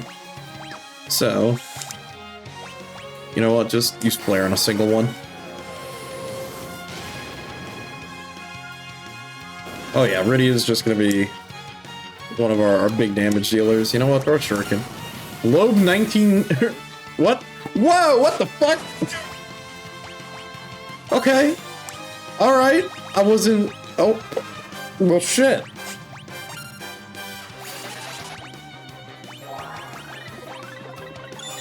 Okay. Well, I was not expecting that to go that way.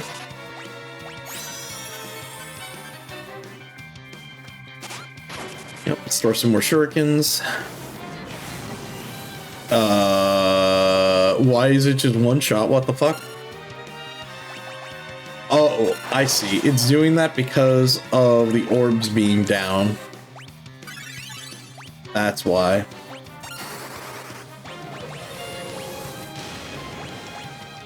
Cast haste on them. And then once Cecil's up again, we'll cast saves on Cecil. Okay, you do that. You just go for an attack.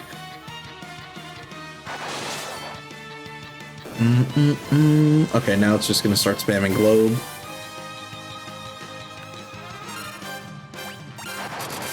Okay, good crit. Alright. I gotta do it for my sake. I have to know.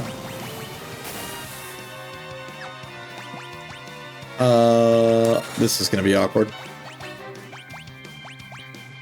Where is it? The life, Rosa, just in case. I don't know if Reflect is still up. I hope it's not up. Please, please no. Whew, okay, we're good. Alright, we're good, we're good. I got worried, I was like, dude, if Reflect is up, I'm dead.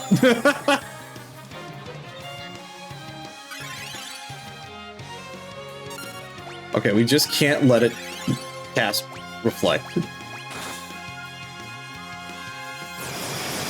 It's fine. It's fine. Just hit the thing. Just do the thing.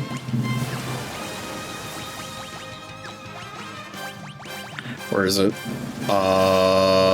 Hey. Yep, just excuse me. Oh, fine. Hey, Cecil.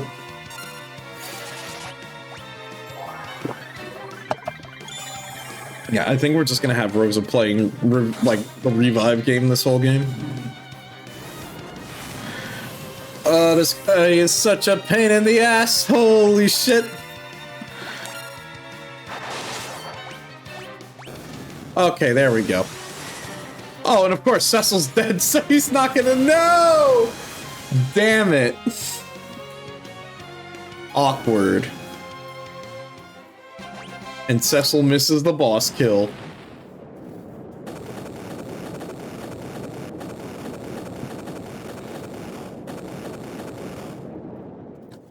Well, there you go. All right, we stopped it. Why, you? How dare you destroy the giant? You! Do I know you? You have to look deep deep inside yourself. You have to realize who you really are. Stop it. You must wake up. Oh? What's he doing?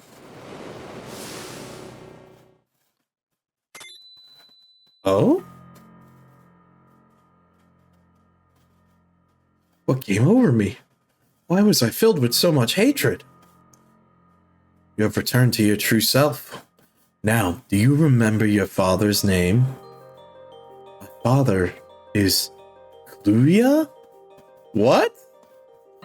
Then that makes you Cecil's... You two are brothers? Yep. I have a brother. You were a puppet in Xeromus's plan. He was manipulating you with his hypnotic powers. He must have chose you because you have the blood of Cluia, a Lunarian, coursing through your veins. That made it easier for Xeromus to control you, but to make you fight against your own flesh and blood.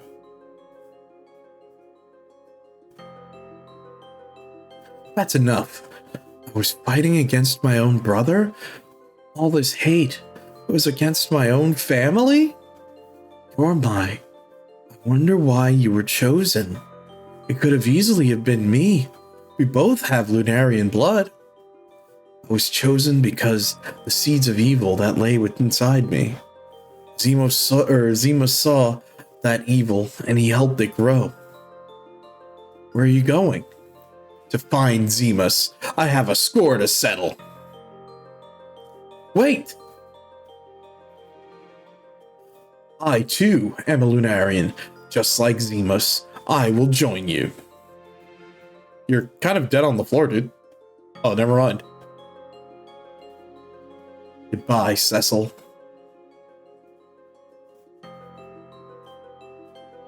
Huh. Is this what you want, Cecil? Golbez is never coming back. You know that, right? Aren't you gonna do anything? He's your brother. My brother? Yes! Damn. We might be in trouble. We have to get out of here. Cecil! What are you doing? We have to find a way out. This way. Oh? It's Kane. Oh, we're not falling for that again. Thanks, Edge. Appreciate it. We can talk later. Right now, we have to get out of here. Alright, well, hurry. Let's get out of here. I guess we're trusting him one more time.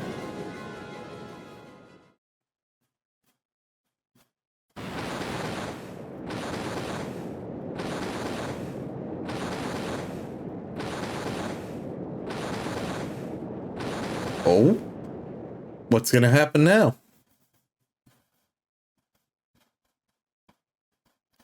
Finally, I was able to return to my senses. I don't expect you to forgive me after all I've done. Of course we're not going to forgive you. The giant was practically your doing. Stop it. Rosa, it's not Kane's fault. You saw how Xeromus had control over Golbez. Golbez too? Golbez is Cecil's older brother. He was being manipulated by a Lunarian named Xeromus, who used their shared Lunarian bloodline to control him. Golbez and Fusia went to the moon to destroy Xeromus. Golbez is Cecil's brother? And I too shall follow them and give Xeromus the payback he deserves. I hope you don't end up betraying us again. If that happens, you can kill me.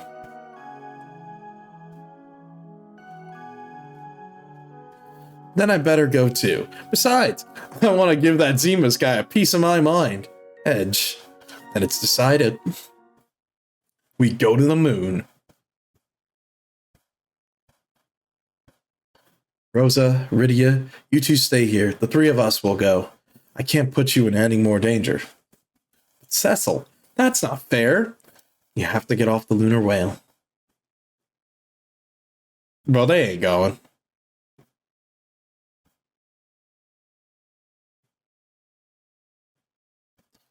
A little kid won't be much help anyway. Who are you calling a kid? Just stay put, kid. Cecil. Kane? Edge? We've got business. Oh, man. And back to the moon we go.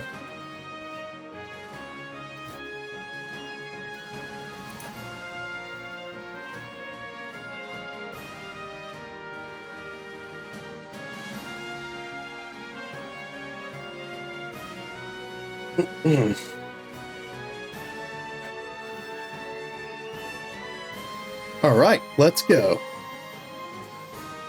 I like that they just march out like that. Rosa!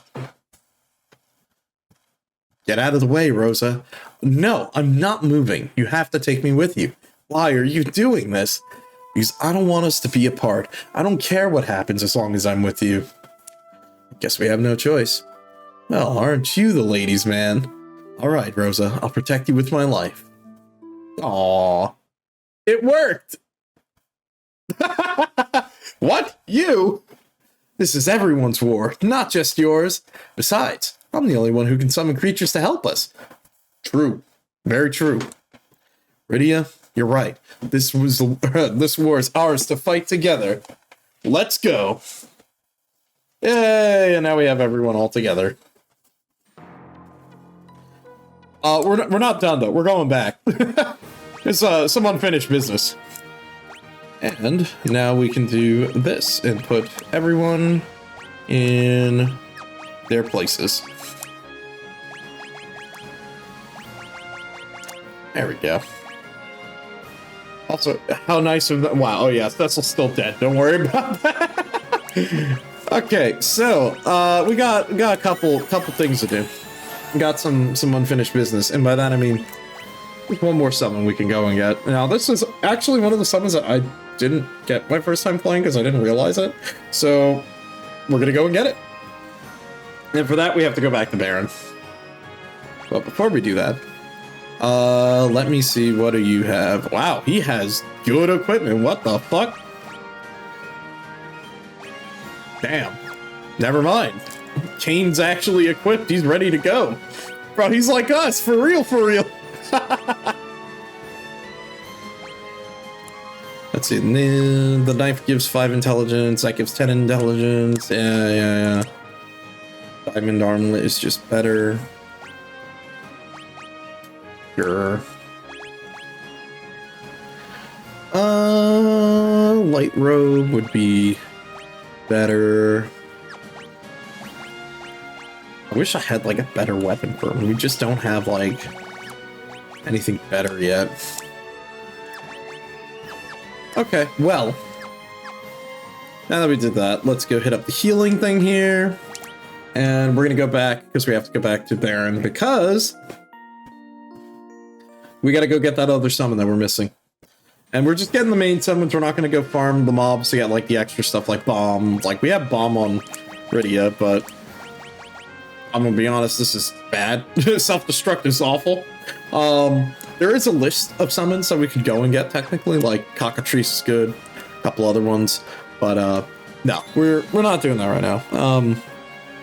Probably not on this stream we'll do that, but if you want to do 100%, you gotta go get all of them. Now, I may not be doing that right now, maybe at some point, but while we're here, let's go take care of our other thing. Go back here, back to Baron. We disembark, we hop off our ship. And now we pop out here. Go into the castle. And we need to go into the tower on the east side, I think. So we go here. Go all the way down. Now we go down. And now, remember how there was that force field that was blocking us? Now it's gone. Now we can actually go downstairs. Because there's something else here. The King of Barons. So you've returned. Oh? Your Majesty, I do not need your pity. Although I've been slain, I've been given eternal power. The summoner that follows you will be able to call upon me whenever my help is required. Call on my sword and it will be yours. However, you must earn my respect by proving your strength and courage. Now let the battle begin. Yep, and we get to fight Odin. Yep. Just here he is, yeah. Just Odin chilling. Let's use haste on you. You use Defender. We're gonna wait a second before you jump. Bahamut. So I want to get haste out before he jumps. Now you jump. Okay, nice. And go for Blitz again. Because he's actually weak to electricity, which is really funny because, you know, Odin kind of, like, couldn't be... Oh, never mind. Okay, we're good. Cool. Wow, the battle was over. Excuse me. Pardon. The battle was over in, like, 10 seconds. You've grown strong. Now use that strength to protect Baron and the world.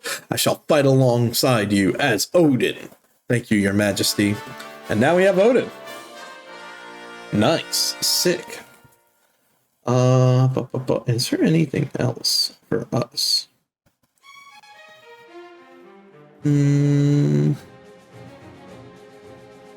Oh, there are actually just 2 random chests that... Really? We gotta go back to the Land of Summons? Oh, come on, bro.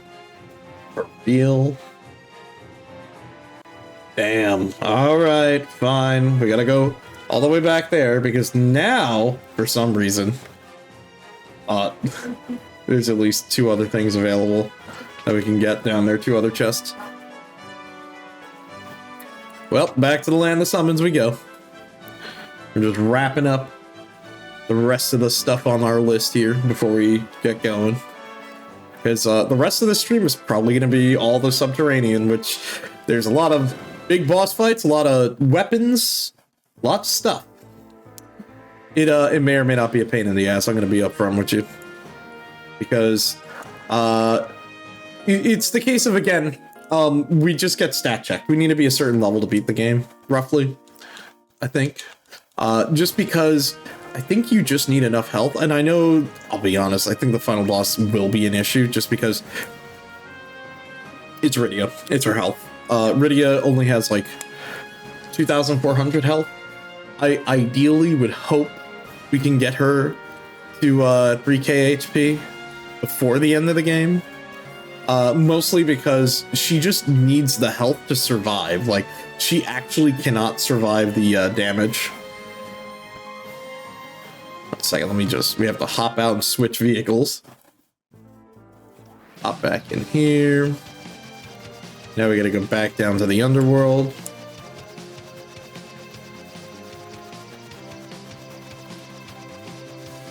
And now that we're here, we gotta go back to the land of summons. Because it's down that way. So yeah, in case you were wondering, you can't go back into the tower. But that's what it looks like charged up from the bottom. Okay, now we land here. This is gonna be kind of annoying, because again, we have to do the same bullshit we did last time. Hit float. Go down and left. At least it's more straightforward than the other cave.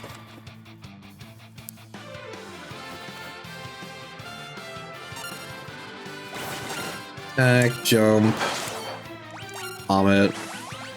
Back. You know what? Yeah, just holy, I guess. And there we go. You know, that's something I could have probably done a bit more of. I should have had Rosa probably spamming holy.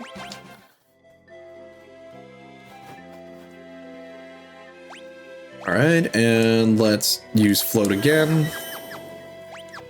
Let's see, where are we at? Okay, up and right.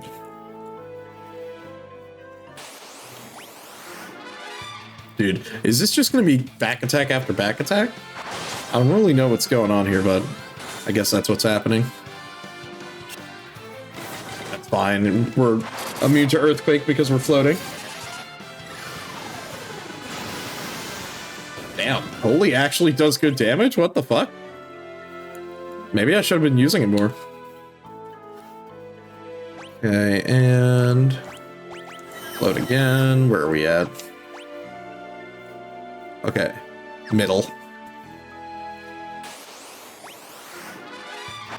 Dude, same encounter each floor. Let's go. Okay, and down to the right, and now we're in the land of summons. Cool. Okay, so we have to go to the armor and weapon shop here real quick. Because also while we're here, I think I can get another robe. Another light robe, yeah. Let's see. We could probably just sell something real quick, because I do actually want this. Probably just sell, like, these older weapons that we're not using. Oh, we can definitely sell these poison axes. And ain't no one using these hammers. Whoops, there we go. And let's buy that. Alright, and now Rosa is good with a light robe. Okay. I think that's it. I don't think we can get another golden hairpin. There we go. We got another grimoire, and now there's another shop that we need. I think it's a weapon shop. Oh, of course, we get stuck behind the one guy. Alright, and let's see. I think it's here. Yep, there we go. Any new weapons? No. Not really. Okay.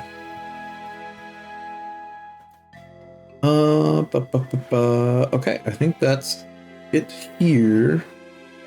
Oh, no, of course, there's another grimoire we have to go and get, which is, of course, back in the Sylvan Cave. God damn it, we have to go into the other cave.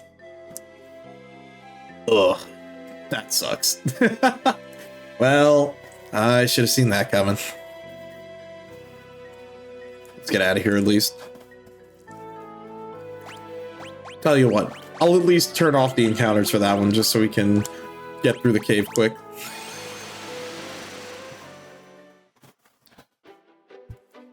And, oh, bro, for real? Okay, game.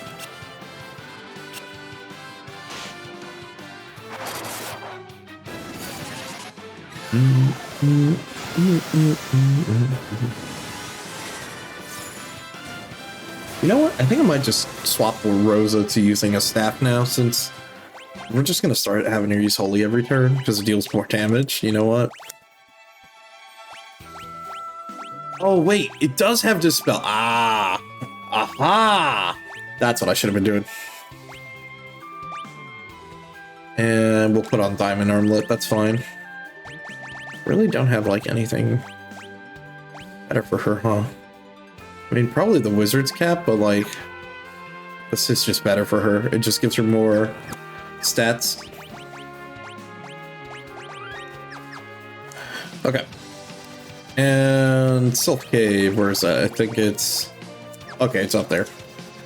Alright, back to the Sylph Cave. I'm just turning off encounters for this, because make my life easier. Okay. Now I have to remember how we go through the Sylph Cave. Okay. We go down here, around. We end up on the left side. Go down. And now we go all the way up. Around. And then down, and then we go this way. There we go.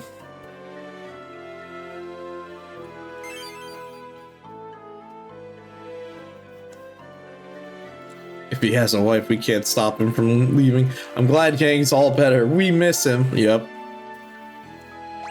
There we go. Okay, so we got that.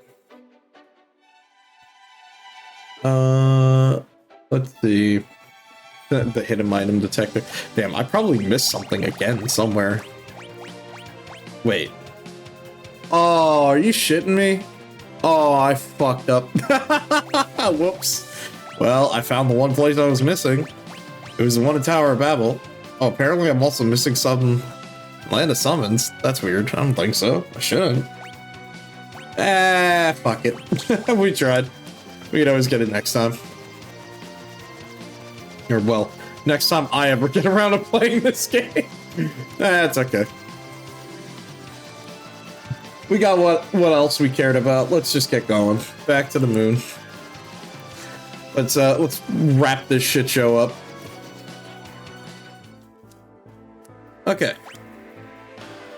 We're about as good as we can get. Time to go to the moon. Time to start the big disaster side quest. And by that I mean, time to do the final dungeon. And this dungeon is long. There's a lot to do in this dungeon. There is going to be a lot of bosses, a lot of ultimate weapon getting, a lot of shenanigans. Probably will die. Probably. The most annoying part is we have to go through the whole moon again. We can't just, like, land over here, you know? No. We have to go all the way around. We gotta land on the gray rock part. Meaning, the only place we can actually land is, like, right here. Yeah, like right here.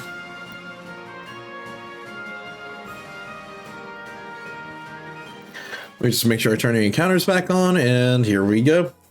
We have to get back to the Crystal Palace, because that's where they went. Where's the music? The fuck? And we'll just have you, I guess, do that. And just holy, attack, jump, and okay, the problem with Zantetsu is Zantetsuken, it sucks because again, random encounters. But we'll do it once because why not, you know? My only problem is it's a chance on death. Death is like not very good in most of these games. In this case, it worked, but you know, just saying for future reference. Like for these random encounters, fine, we can use it for random encounters, but obviously this shit doesn't work on a boss. Okay, we gotta go to the right and go down and through the cave.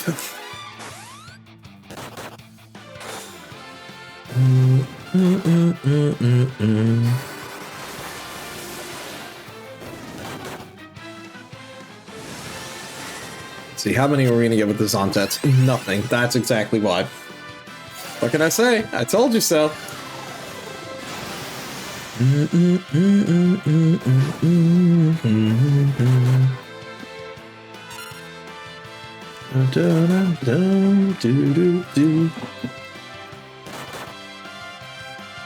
Oh, whoops, my bad. Forgot to turn on auto battle.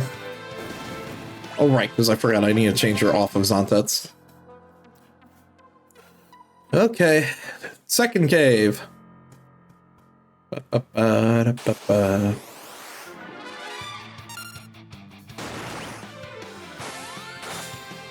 Fine, actually, we could just leave runs on pets for random encounters.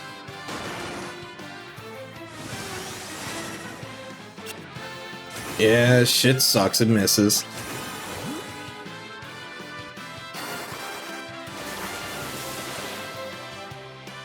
I think I'm gonna switch him back to Blitz, too. Blitz just seems to be dealing more damage.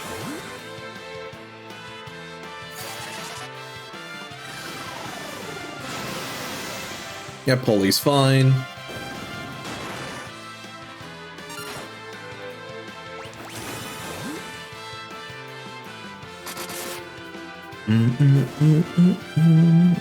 Okay. Yeah, let's keep going. Like right there. Okay. Welcome back to the Crystal Palace. We are gonna have the marathon in here. I'm gonna be real. It is gonna be a something.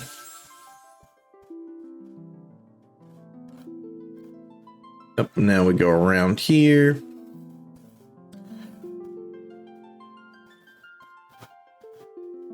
Yep, the crystals still say the same thing. We have to like go all the way around. And here they are. We shall guide you to the core. Yep. As we go to the center of the moon.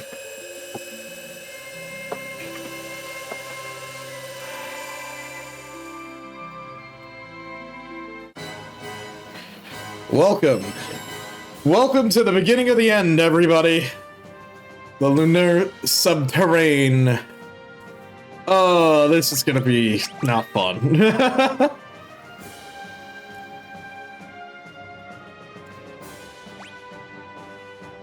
Let's see, that's one way to go. Alright, now we gotta go back. See, a while ago you found out some old Monster Hunter games had tonfas. Dude, yeah, dude, tonfas sound like that could be a sick weapon. Yep, so all the enemies in here, basically, some of the harder enemies, just like anything really, that we've kind of fought already. I will say, if you're going to grind, probably use this floor or the next floor. Do not use the bottom floor, because there's nothing but behemoths, and it's pain. It's absolute dog water, don't do it. You're not gonna have a good time. Trust me on that, okay? Okay, let's go around and get a treasure chest all the way around. Lots of random encounters, lots of stuff going on. Nice. Good, Blitz deals decent damage. You know what, I'm actually just gonna have him like regular attack. We don't need to use Blitz.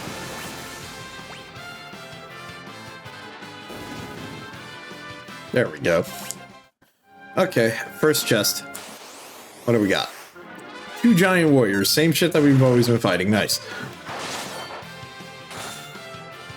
Can I say it's a good thing we're an expert now on defeating, like, what's his name?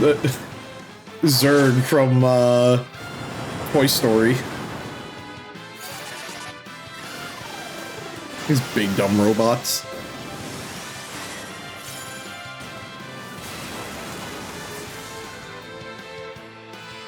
Oh, of course it hits with the self-destruct and just fucking kills Cecil. No! I can't believe it super murdered him. Okay, let's get the revive.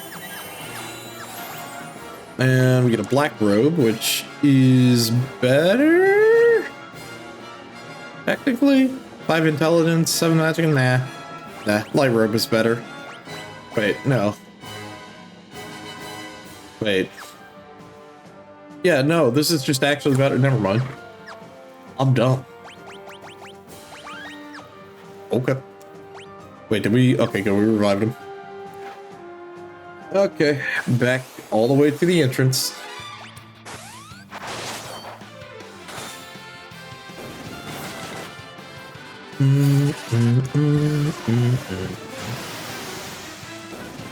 Nice, another max damage hit. There we go. Cecil hit level 60. Where's the spot? There it is. The dark sausage. There we go. He is dead. Alright, now we gotta go all the way to the left. It's like right here? Wait, where is this? We just looked at it, and I can't believe I already forgot it.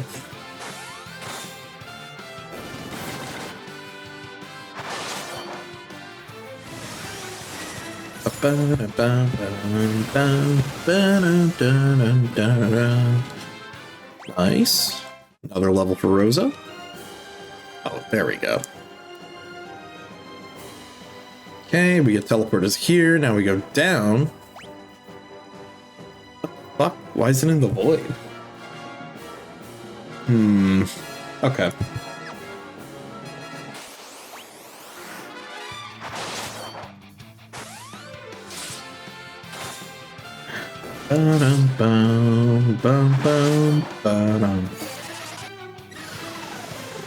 That's fine. We just clear this place out. I think we should be fine. I'm just like keeping an eye on like our levels. We're gonna be in here for a bit. We're gonna have a lot of encounters, so we should at least be. If I had a guess, maybe like 65 by the time we're done here. And ready for the final boss, because the final boss is kind of tough from what I remember. Although maybe I'm exaggerating, who knows? I don't know. But go figure.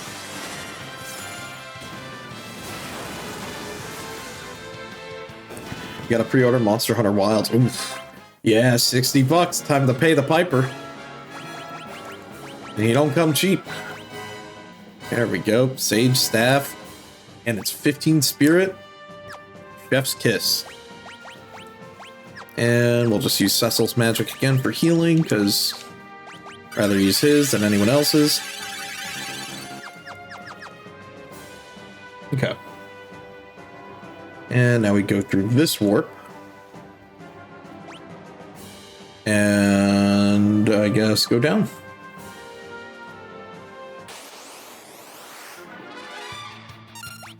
Not the giant warriors again.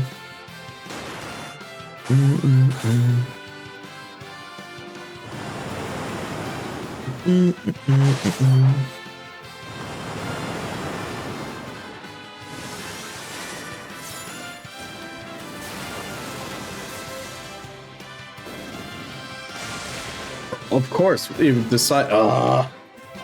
That's annoying, dude. Of course, if we use self-destruct and kill him right away.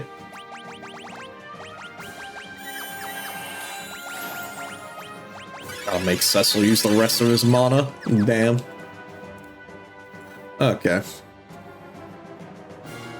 And if you spy what I spy, bro, For real? Alright, I guess we're doing this now.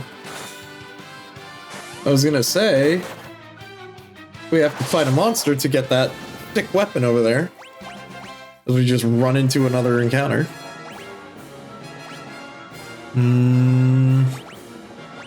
Hold on, let's use that and use that.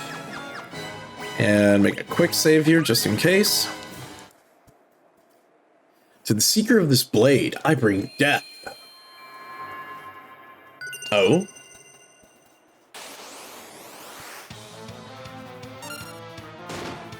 Okay, we're gonna pass. I'm gonna use Mirage. Pass again. We're gonna use haste on him first. Item, defender. We're gonna... I don't even know if we wait or do we pass here. Because I know he's gonna... You know what? Hold on.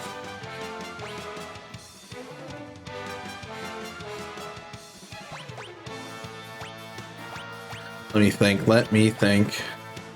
Oh, that does use... I didn't even realize that it uses shell. Okay,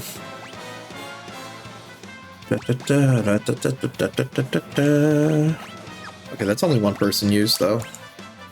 When I use that, now that you have haste, you jump. And you start attacking. He's gonna start using slow on everything, though. Okay. He's just gonna counter with slow every time.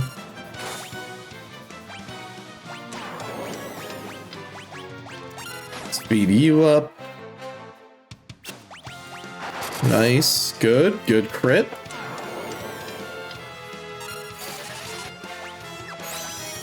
And let's use Bahamut. Go for jump again. You keep on attacking.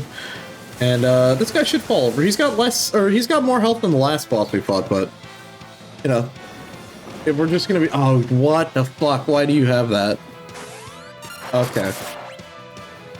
Well, I was expecting worse. Could have been worse.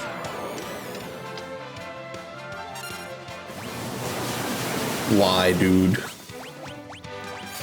Okay, I guess you're making me use Kiraja. Okay, attack, go for the Bahamut. Like, just keep it up. You should be dead in a couple rounds. It's just kind of annoying, but we can get through it. Look, just do not hit Kane with slow. Or, you know, we could just get a crit and he's dead. Nice. And we got the Muramasa, which is, I think, basically an ultimate weapon for Edge. Alright, Edge, what do we got for you? Put the Muramasa on, and yeah. All the other weapons are worse, so he's back to double swords. He loses 5 agility. Why? Oh, it also casts Protect. Okay, I mean, that's good. Not too bad, not too bad. Oh my god, his defense is like so low. Bro, he's got almost the same defense as our casters. That's not good. I mean, it makes sense, though. He is supposed to be the ninja. Okay, well, now that we did that... Bum, bum, bum, bum, bum, bum, bum.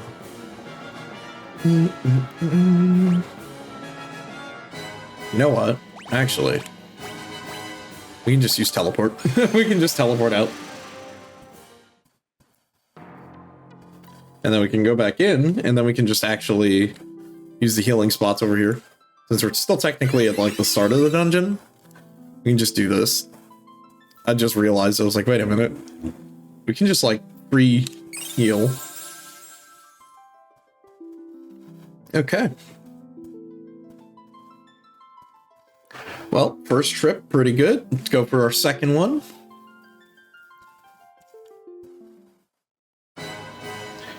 Okie dokie.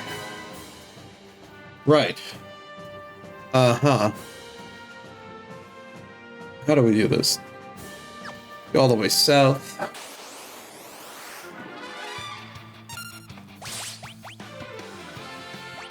You just attack, you jump, attack, white magic, you spam holy, and you do Bahamut.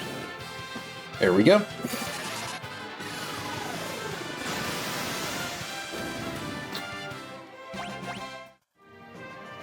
And we just go all the way down here, go down the stairs. Okay. We have to get that chest over there. So we go, oh. Well, damn, never mind. Random encounter.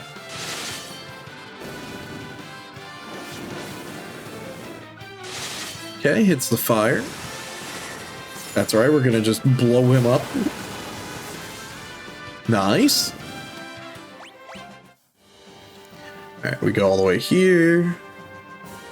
And then we can just... Oh, really? Okay, alright, alright. Okay, hopefully we kill this guy before he explodes and, like, deletes one person again. Ay, ay, ay.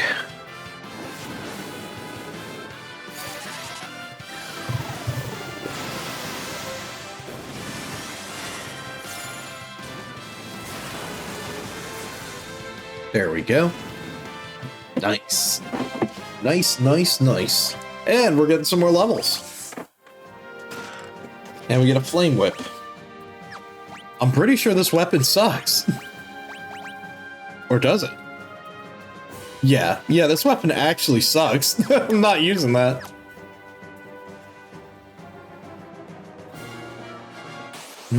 Bum, bum, bum, bum. There we go. Bum, ba-dum, dum, dum, dum.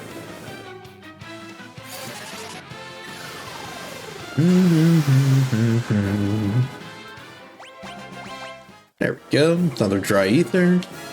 And another chest. Get a dragon shield. Probably better. Oh, way better. Holy shit. And it gives resistances. That's sick.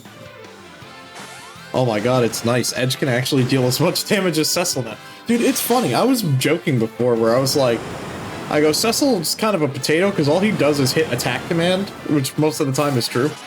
But for Edge, who's a character who's designed to do that, his attack command sucks. He just doesn't deal as much damage for most of the game.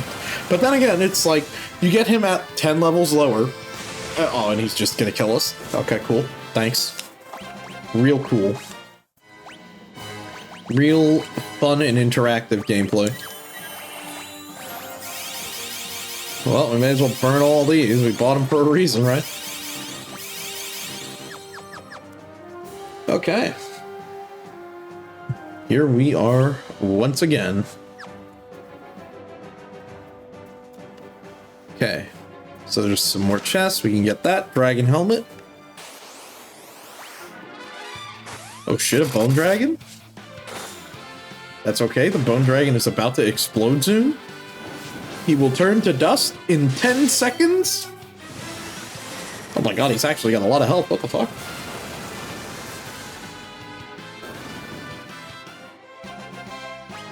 Nice.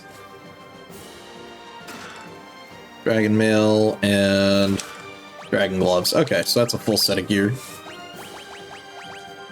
And yep, just put all this new gear on. And the helmet.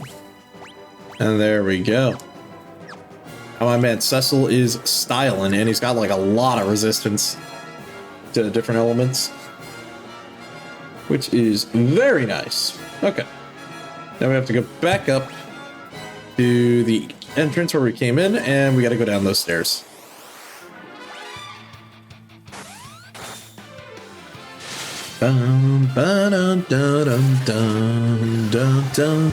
Oh, this holy's gonna just eviscerate this guy. What? You didn't?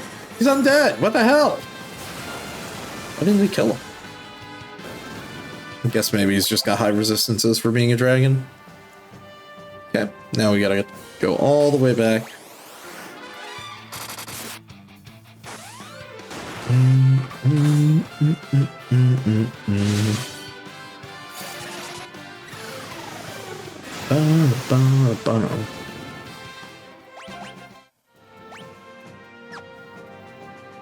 Okay. Let's see. All right, now we're in the big room. Yeah. Yeah. Start of the descent to madness.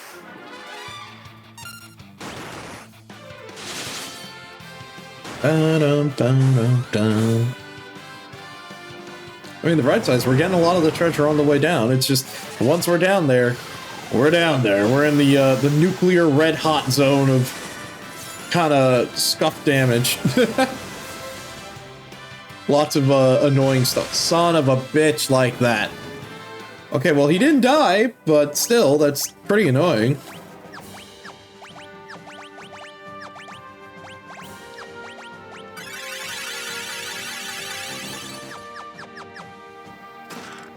Another Artemis arrow, which would have been good, but we're not using those anymore. And then in here, if I could actually get in there. Well, that's not good.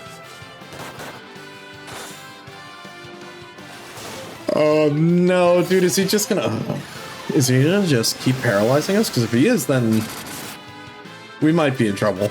Maybe. Just a little bit. T-Bolt. Okay. No, not Kane. Oh, it's okay, never mind. Edge got us. Alright, and we get another elixir. Because, you know, always gonna have more.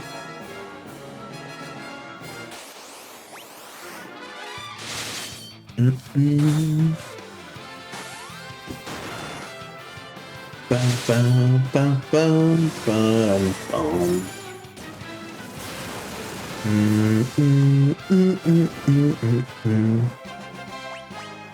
Hey, there we go. Edge hit 60. Okay. Now is where things are going to start getting interesting, because I think it's like after this floor. Yeah, okay, now we're starting to run into different monsters.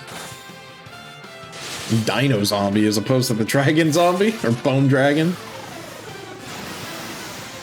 Holy shit.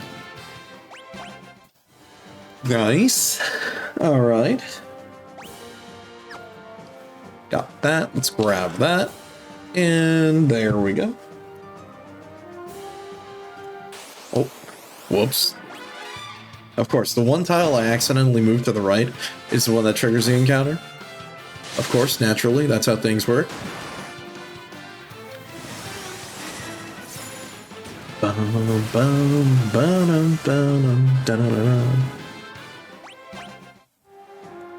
All right.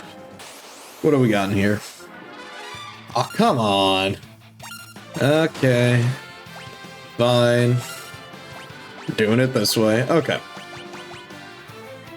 Let me haste Kane so we can get him jumping very fast. Use Mirage. Now that you have haste, we get you up in the air. You do that. Oh, I should have probably waited so Kane could get hit by haste, or by the protect. But that's fine. We should be good. We can just like kill this thing. It'll take a second, but we'll kill it. Bum, bum, bum. Let's see. Go for that. Go for attack. I think just use Kiraja just in case.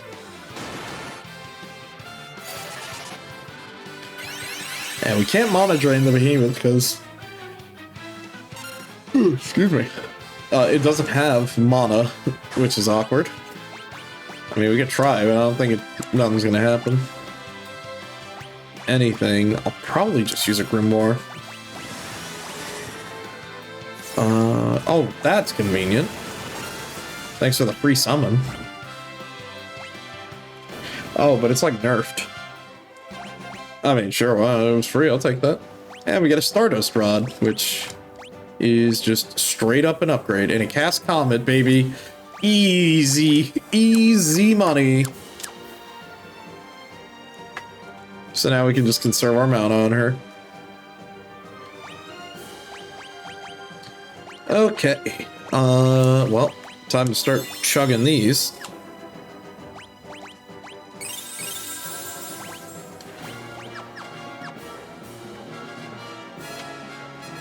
Okay.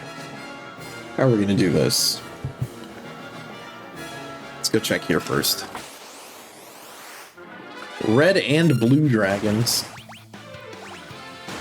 Oh my god, they deal a lot of damage. Jump. Start using holy. Let's see how much damage this will do. Wow, like no damage. Fair enough.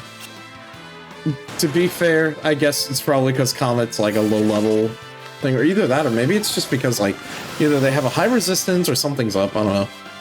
Oh, why do you get healed by that? That makes no sense. What the fuck? Oh, and just Edge is dead now. Well, this is awkward.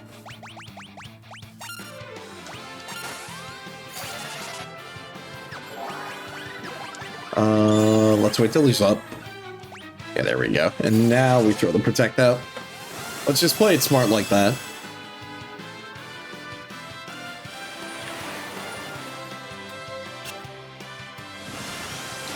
There we go. Not bad. Hey, okay. Yep, that seems to work, so we'll just keep doing that again.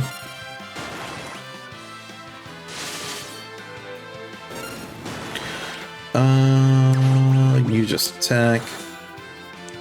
I'm not even gonna risk it on holy. Wow. Okay. That was a lot easier. And a crystal shield. Is this any better? Resistant to undead. Yep, this is definitely a Cecil weapon. Or a Cecil shield. So we'll give him the dragon one. Okay, which way do we go? In here.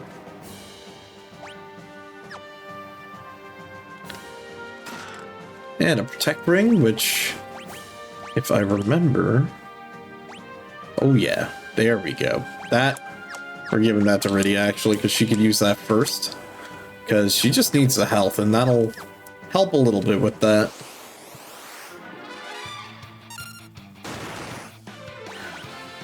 Right, go for the jump and keep on attacking. Don't know what that does, but I don't want to find out either. Okay, there we go.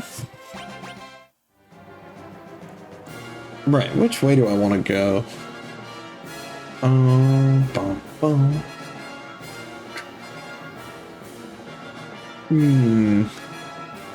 This way first. Okay. There we go. Let me just heal up, because I have a feeling we're gonna have another encounter in here.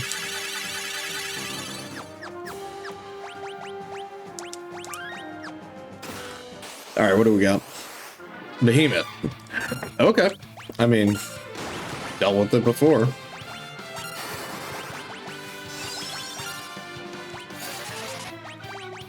Let's do that. Let's get haste on Kane.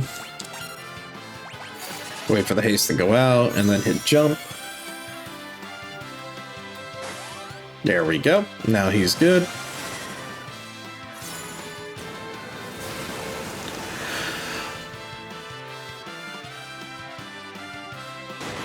Dude, I can't believe Mega Flare just doesn't actually deal max damage to him.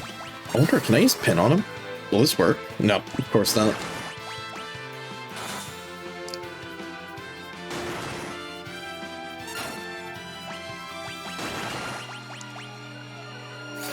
Let's see if we can get slow on him. Okay, well at least that'll stipend the damage that we're taking. Keep on using Muhammad, keep on jumping. Edge just attack, and you hit Kiraja. Because we just need to keep our HP up here.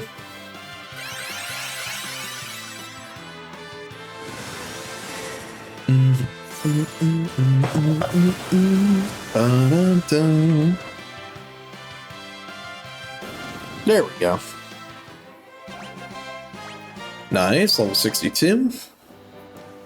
Okay, Crystal Mail. There we go. Next piece of the set for Cecil. Yep, and we just pass down the equipment. Speaking of... Oh, he can equip the Genji armor. Yeah, I'm putting the Genji armor on him. This will probably just help him out. Sure, it'll lower his defense a little bit, but at least, like, you know, he won't die anymore.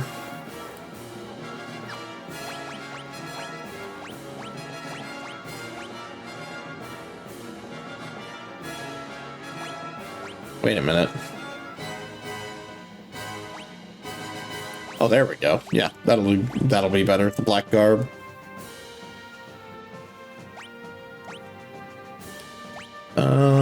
Prevents sleep. Okay, gives him more stats, which does technically increase his damage. You know what? Yeah, we can do that. We can put that. Black cowl, black garb. I think he'll be good. There you go. Now he's actually a full ninja. Okay. I think now Ed should be in a better position. Okay. Now which way do we go? We go back and go out the other way.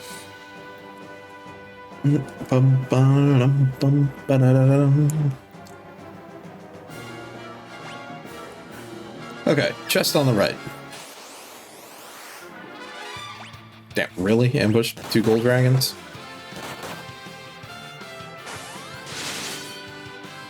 Alrighty. Ooh. We're almost halfway through this dungeon. There's a lot. Like I said, this is a tough dungeon, mostly because things hit hard, we hit hard, but there's a lot of loot that we gotta get. And the main reason why we're getting is so it makes our life easier when we get to the end, because, yeah, the end is kind of tough, if I remember correctly. Although I think we're kind of on pace, though. I think we'll be good. Come on. Oh, whoops, I'm just having her blow over Mana on heals by accident. I'm dumb. Well, I guess my punishment is I'm gonna have to drink an elixir. There we go, Rosa leveled up. Let me just get her Mana back. Yep, we'll do that for now, and then let's just high potion heal up everyone else who needs it. Quick save. What do we got? 2 red dragons. Okay. You just attack.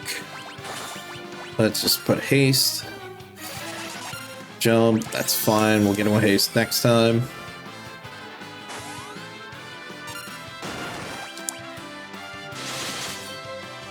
Bum ba-dum ba-dum dum dum da-dum. Alright, how much is Mega Flare gonna do to these guys? Nice. Okay, good. Easy. And then Kane, yep. Nice, perfect. All according to plan. And we get Crystal Gloves, the next piece for Cecil. And then we just gotta get the helmet for him. Yep, soon. Wait a minute. Oh, what? The Defector's actually better? Interesting. But we don't want to do that because we do not want him to lose jump. Jump is super important. Okay, well. Back into the other place. Bum, bum, bum, bum, bum. Little murder? I don't get it. Okay. Vulnerable to lightning. Sure. Okay. I guess. I don't get it. Is what's supposed to be? Okay. Yep, you're vulnerable to lightning. Hee hee, I fooled you. I'll repay you twofold. Oh, I see. Now I'm curious what he's gonna do if he survives. Joke's on him, he didn't. Okay. And we get a white robe, which is for you. Yep. There we go. And let's head up through this way.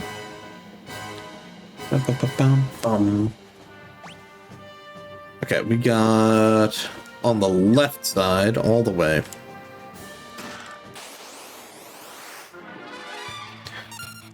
Oh, this fight's like easy. This is like a regular random encounter. Yep, and then you just holy and Bahamut. I don't even know what curse does. I think is curse supposed to be like instant death or something? Because I don't know what it's actually supposed to do.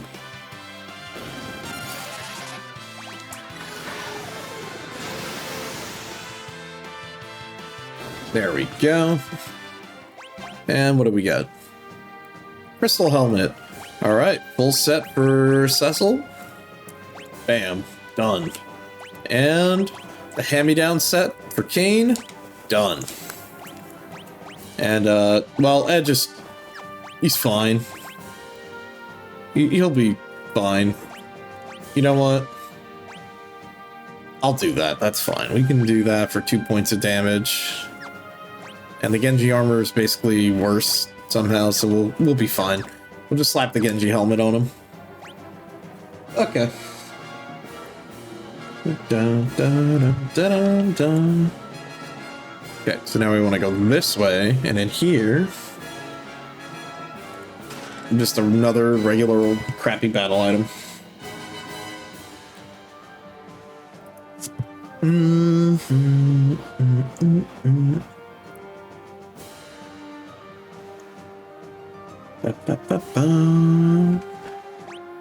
Let's see. Yoruichi arrow. Again, would have been good if we were still using bows, but we're not right now.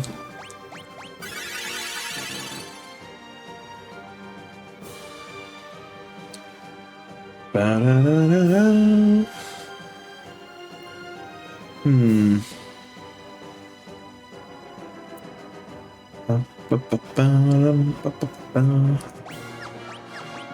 Oh, actually, okay, so fun fact, this would be the place, or if you wanted to Pinktail farm, this would be where you would do it. I'm not doing it. It's a bit of a grind, but you can do it to fight like, was it Pink Flan, or Princess Flan here, and that has Pinktail. Well, Ariman. I wasn't expecting to run into him here. Keep that, and... oh, it is Doom. Oh no, he just actually casted Doom. I hope we kill him before he dies. That'd be wonderful. Please? Please kill him before he dies. Oh boy. Okay, whew, we're good, we're good. Alright. Bunch of treasure chests here. Artemis Arrow. Puma Shuriken. We also have another chest, like, down on the left there. Which we'll go and grab.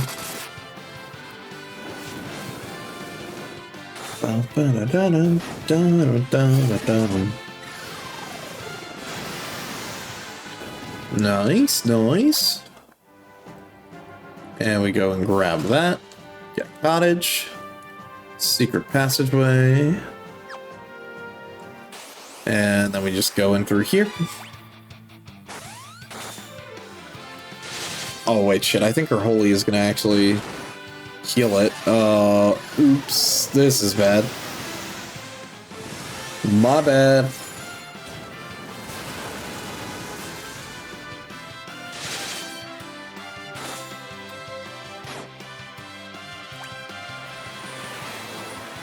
Well, I kind of deserve that because I jumped the gun a little bit there. Never mind.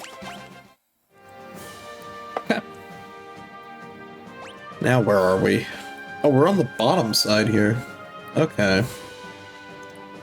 I see. Get another golden apple, which we're going to use that. Where is it? Going to use that on Rydia. Because, like I said, we just got to get her more and more HP. So, Bahamut. I wonder if they're weak to fire. I mean, they've been using ice spells, so why not, right? You know, it's worth the shot. Oh, no, he just drains magic. Okay, never mind.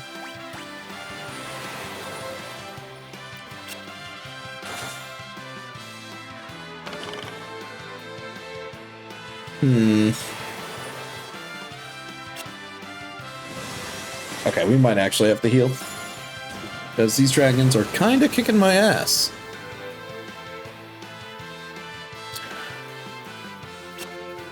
Good, keep missing. Just go for the attack.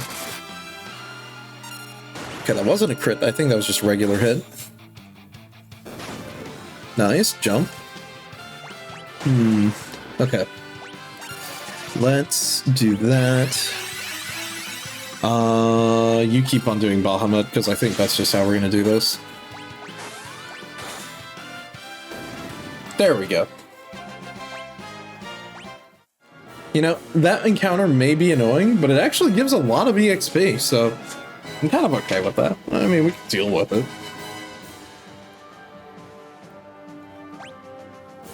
Damn, we really are just retracing. Dude, there is just so much, like, backtracking in this dungeon.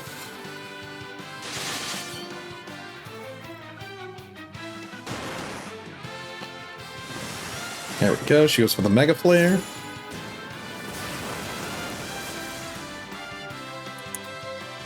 Ba -ba -da -da -da. A regular attack. Oh, nice. What level are we? 63?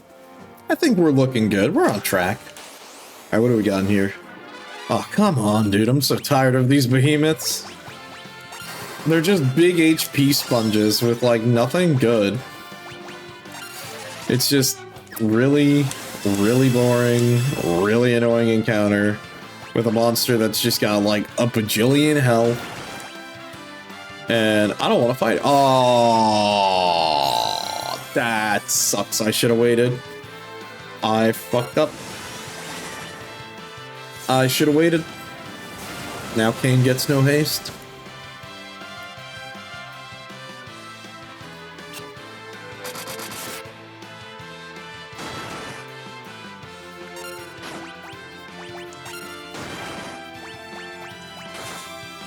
There we go. Now you just do it on him before he jumps again. So then when he jumps, he can actually come down quicker. Do that. Good crit. I mean, look, at least Edge is doing good damage now with auto attacks, and he's not, like, dying instantly. So I'll take that.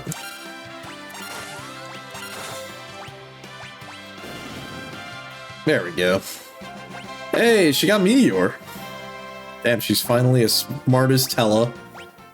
And she also leveled up to level 60. Okay, and we get a second Protect Ring, which we're gonna put on you. So now our casters are mostly kitted out.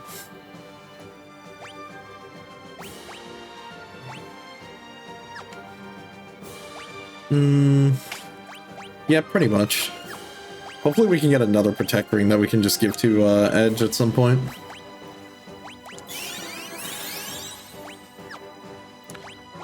Let me see, let's just use some more item healing.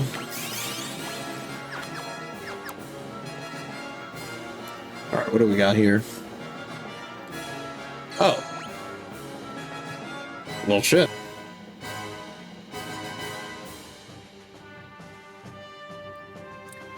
Let me heal up and get ready to go.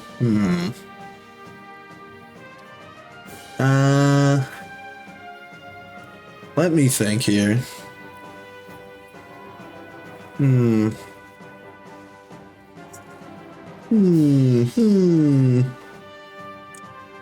Let's see.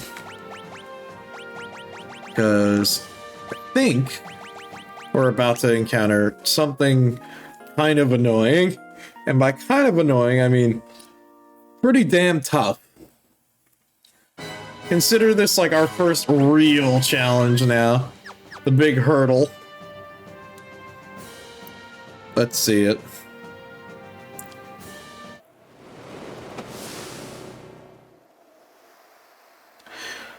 Those damned by Xeromus shall never bear this sword. Welcome to Dark Bahamut, who instantly hits us with Mega Flare. Amazing, thank you. What the fuck? Okay, well, this is awkward. Okay, do we have any more reflect? I think that's just what we're gonna do. We're gonna put reflect on everyone. And then when we revive, we're gonna put reflect again as well. Yep, yeah, yep, it's gonna be like that.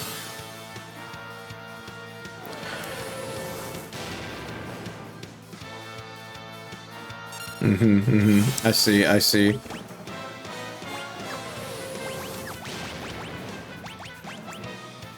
Oh, this guy's gonna be such a pain in the ass. Okay, I get it. I want you full life him.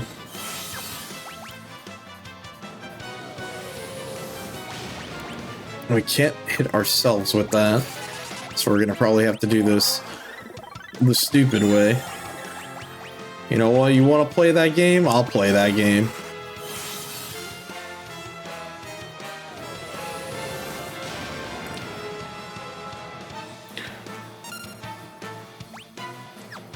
You know what? You just jump, get out of here. You attack. Edge, you attack.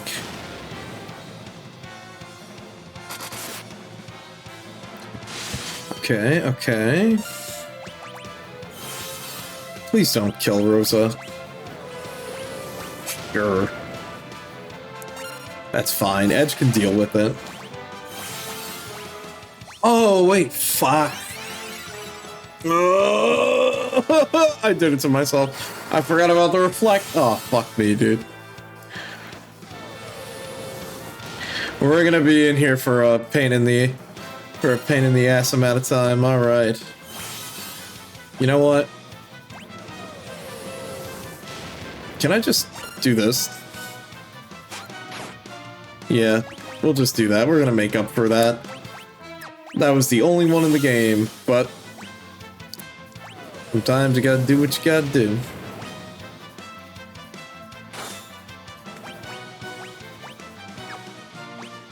Where the hell is it? We're gonna just turn you, Edge, into the super nuke attack machine.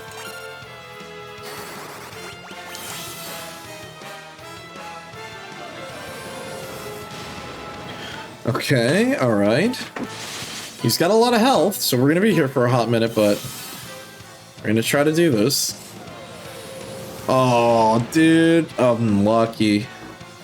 Okay, bright side, at least we can now revive her. Phoenix down. We keep on attacking.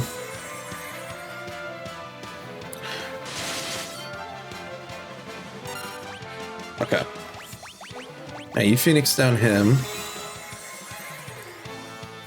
Okay. You keep on attacking. Oh, dude. This is a... I don't like it. I don't like it one bit. It's not fun. Not cool. Not very cash money. He needs to stop killing her, please. Oh my god.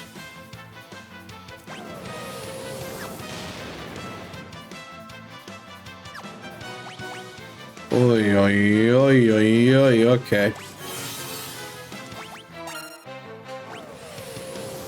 That's bad too. Oh my god.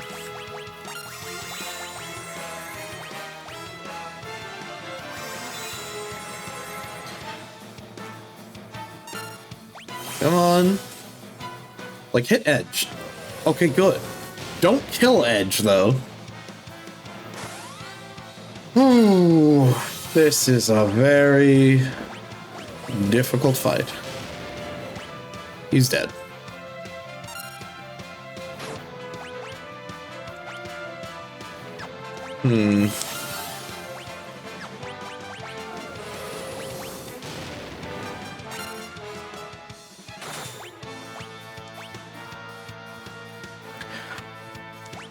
You know what? Just do that on him. Alright, Kane. It's gonna be all you.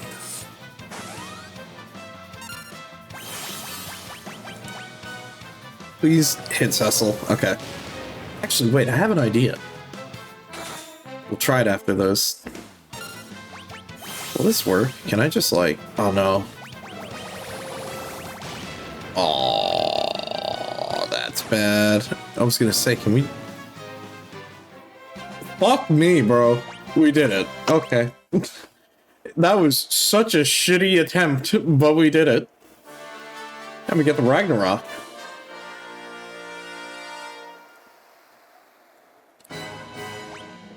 That was horrible. Wow.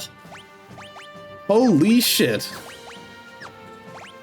That could have went so much better. But you know what? We did it.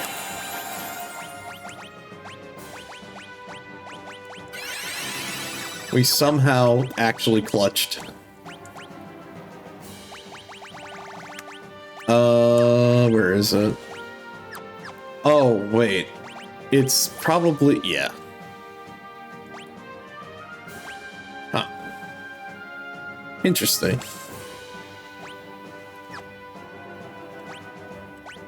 Wait a minute. Oh, it's just straight up better. Alright, cool. Even our boy Cecil gets an upgrade. Okay, we're going back in here. We're gonna heal up. Holy shit, that was fucking brutal, dude. I was not expecting Dark Bahamut to be that tough. But it is over.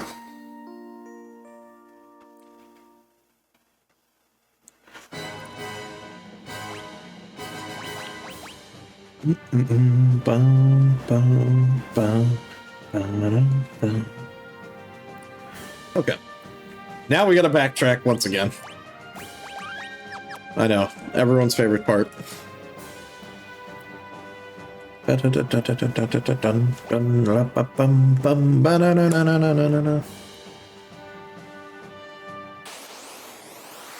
to go all the way back to where we found that hidden bridge.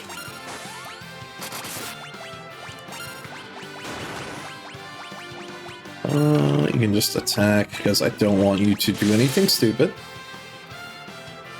Remember to take a break, save, stretch, and hydrate. You know what? I will do that stretch. Thank you.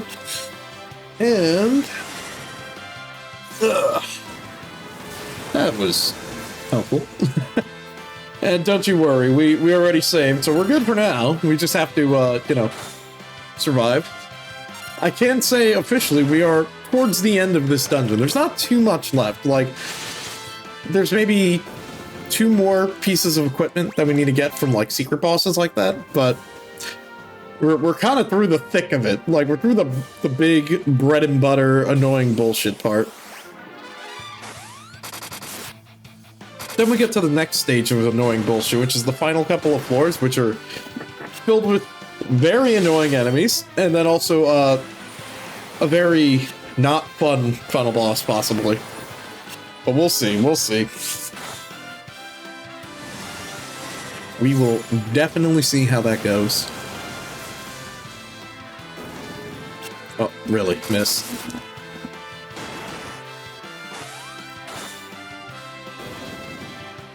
And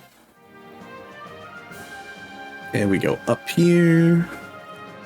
We go around. Now we're back to the hidden bridge. Now we go on the right. After all that, now we go to the right. Oh, wait a minute. I should probably have Rosa casting spells. It's usually just whenever we reverse those blue dragons, she has to stop casting because she literally, for some reason, just heals them. They probably drain like magic or just holy damage. Ah, boy. It's Ahriman.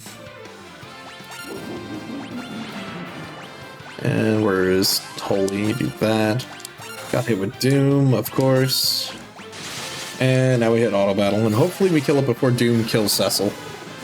Which I'm pretty sure will be good. We're fine to do a DPS race here. Holy shit, his jump almost did max damage. It's pretty good.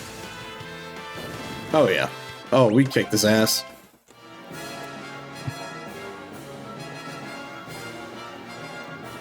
Monsters. Oh, okay. More guards in a dark sage. Stretch. You know, let me drink some water real quick, actually. That could help out.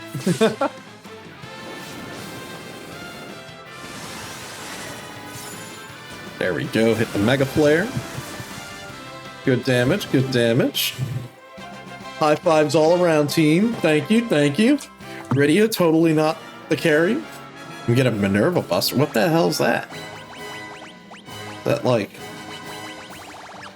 Wait, hold on. It's a Minerva Buster.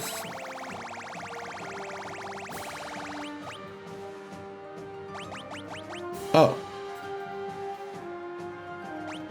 Oh. Oh, okay. That's good for Edge.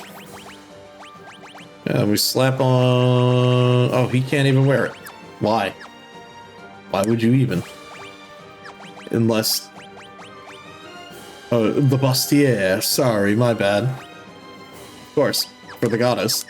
I mean, why would you do that? Because now that I'm thinking about it, I see the... Okay, I see the vision. There is the dumbest build in my brain, which is... Why would you make Rydia a physical attacker? Like, you're gonna give her the whips, you're gonna give her the all that, like, why? That's... sounds stupid. Okay, welcome to the floor that I remember I grinded at my first time playing this game. Alright, what do we got in door number 1? Oh, little murderer.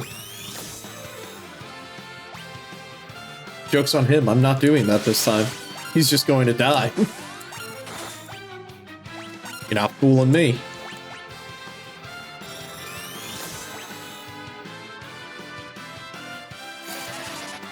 I am kind of curious to see what he will do, but at the same time, I'm like, I'm not dumb, dude. I'm not falling for that one.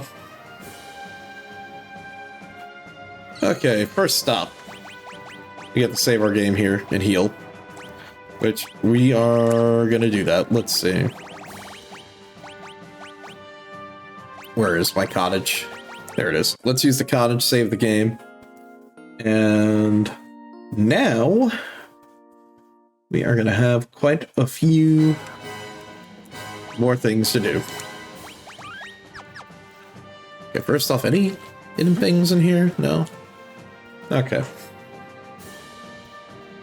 Let's do this. Alright.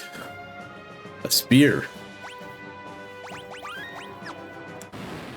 Who we fighting this time? Ah, the Holy Lance. I see.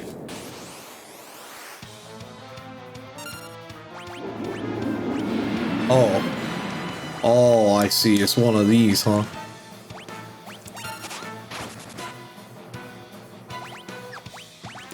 You know what? I'm not even gonna fuck around. We're just going. Oh, how nice of him.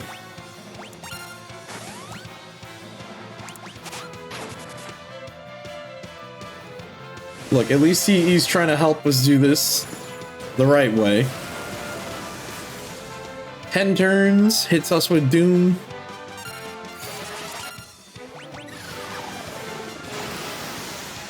You know, it's a good thing we got all these shurikens. Oh, there we go. We didn't even need them. And we got the Holy Lance. Hell yeah. Nice. And I think that is, yep, the ultimate weapon for Kane. And it also casts Holy. Damn, Kane's kind of got a cracked out equipment set now I'm thinking about it. He's got resistances, he's tanky enough, he's got good weapons. Damn, he's kind of fire.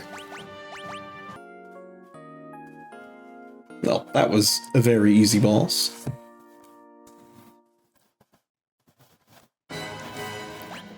And let's just make another save real quick. Okay, to the next boss. Yeah, this place is just nothing but boss fight after boss fight. Oh. By sacred force, we shall protect the ribbons. Okay. Lunosaurs. And let's just do our thing. Where is it? Oh, of course you have reflect. Why wouldn't you? Wait. Oh, okay, I was gonna say, wouldn't that just put it on us? Oh shit! It puts it on us. Oh fuck! That's bad. Never mind. Never mind. That's bad. Oh! This guy. What a dick. Okay. All right. I see. I see how we're doing this again, huh? Oh my god. This is so toxic. Fine. You want to do this? We'll do it like this again. Be a pain in my ass, I'll be a pain in yours. The game jumped before the hate. Oh my god. I'm in shambles. Oh my god.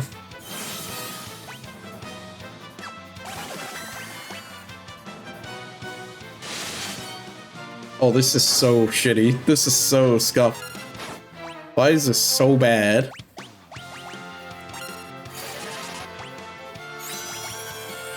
Okay.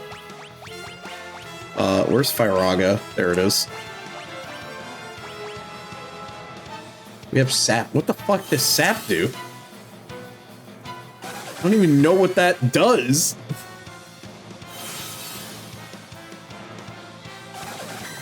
Okay. Alright. Look, if we just keep focusing it, it'll blow up eventually. Yeah, there we go.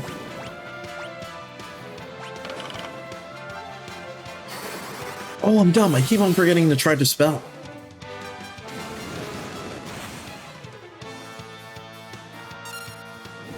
Oh, sap is draining HP. That's what it's doing. Oh, fuck.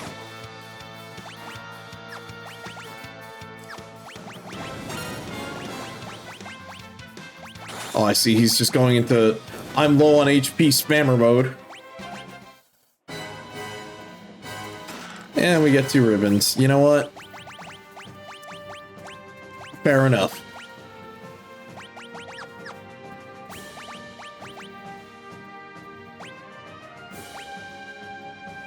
Prevents various status ailments. Yeah. There we go. Now our healers and our caster are kind of good.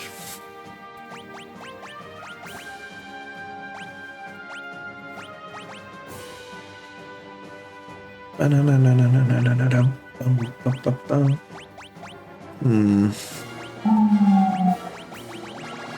think that's about it there.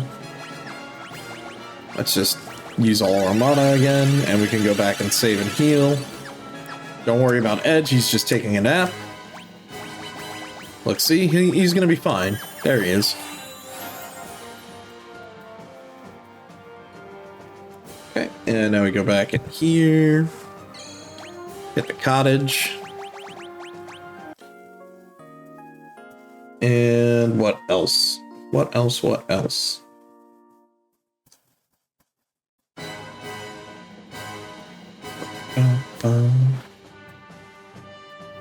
Okay, well, we are right about at the end. There's not much left, but I think we got this. I had to like recalibrate. I had to like check my my treasure guide here, and it's like, yeah, there's not much left.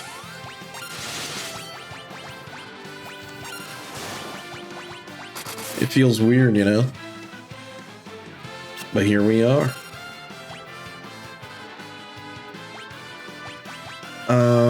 All right, just bomb it.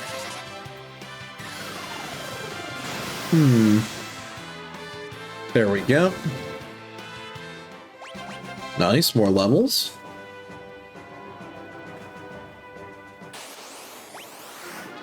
Oh man, the gold and silver dragon. But where's the crystal one?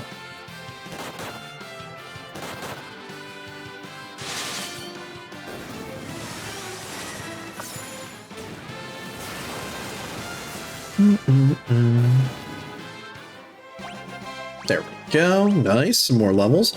You know, it's funny. I originally said that I was kind of hoping that by the time we get to the end here, we'll at least be 65. Also, sick music transition. Ah, yep. That's why. This place sucks. So, on these final floors, every random encounter is a boss fight. And they're not good bosses. They're this shit. They're fucking behemoth, bro. They're either behemoth or another monster, which is a lot easier. But 9 times out of 10, it's probably behemoth. So, if you wanted to do any grinding, do it on the last floor. Or the previous floor. Don't do it on this floor, because 9 times out of 10, you're fighting a behemoth. And it sucks, because these encounters take forever. And this guy's got a ton of health. And then he hits you with Maelstrom and you get put to 1 HP. And then you start panicking. Yep. Because then this guy is just going to be like, well, I'm going to just punch everyone and you die, Lamau. Yeah, that's why. Not very fun. Not very fun at all. And now here's where Rosa's going to die.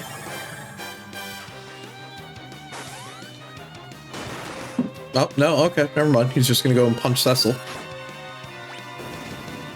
Yep, and then all that experience goes to no one. Yeah, that's why this floor sucks. It's just not worth trying to get EXP on this floor because it's literally a death trap. It's designed to be one. So if anything, if we absolutely need EXP, we'll probably go up 1 floor and do it there. Do a shuriken. What else we got? Bro, come on.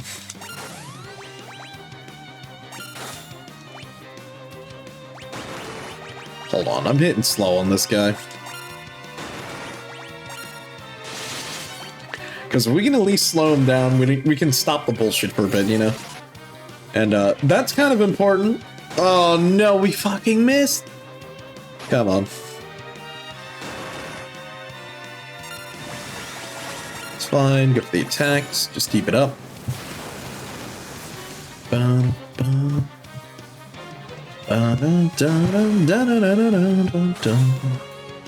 mean, look, at least we get the boss music every time.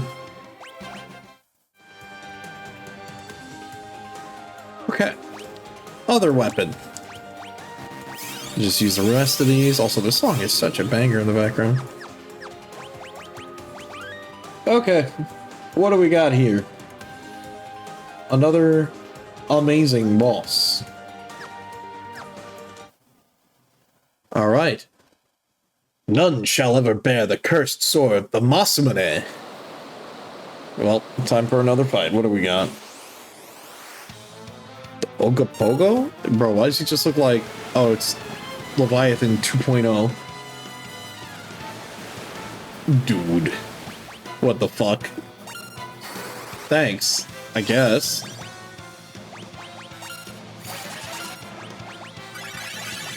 Let's see, where is... There it is. Hit haste on you. You do that.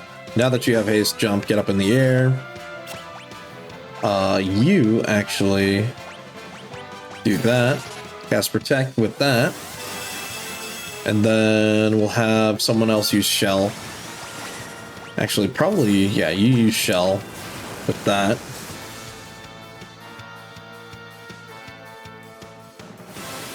Yeah, that's why. Leviathan 2.0, where we're gonna break out all... Yeah, pretty much. Look, he is kind of cracked out, though. He's doing a ton of damage to us. So, at least he's living up to the idea. Okay, alright, missed. It's fine. Good hit, good hit. Keep damage up. Go for the Bahamut. Raja, or haste. Just put haste on edge. We'll do that. We'll get haste out on him. Edge you attack.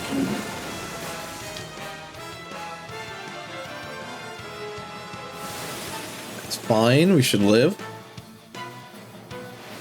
Okay, maybe not that, though. The back-to-back is kind of bullshit.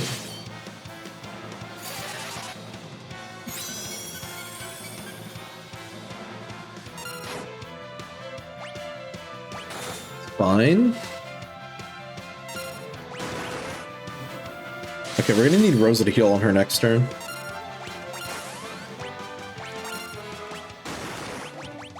Okay, that's totally fine. I'm glad you hit that person. And Kiraja. Go for the attack, and just attack.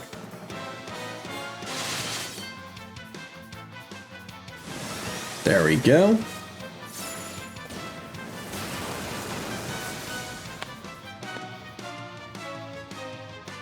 There we go. Nice, and we hit 65. And now we have the Masamune. So now Edge actually has two of his ultimate weapons. That's all of the sealed equipment. So now we have Muramasame, and now we have Masamune. Alright. Ooh, perfect. Now, oh, even better, baby. Nice. So it actually just lets him cast haste on himself. Perfect. So now we can just have him do that. And then everyone else can sort of sort themselves out. Dude, I really like the use of on-use items in this game. Like, equipment that has spells that are just, like, renewable is really good in this game. And I'm glad that they kind of learned their lesson. Oh yeah, this is the other random encounter that you can get, which this guy, like, does nothing. So we're just gonna, like, rip him to shreds. Like, he's got, like, super low HP, too, so we can just, like, you know, blow him up.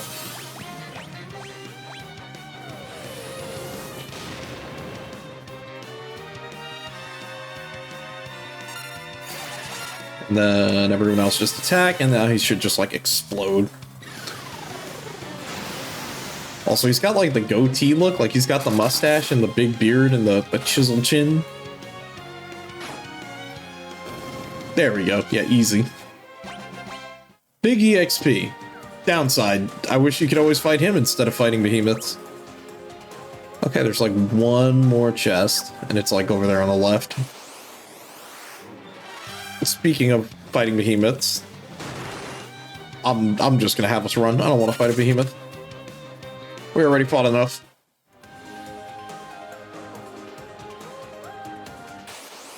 Bro, for real?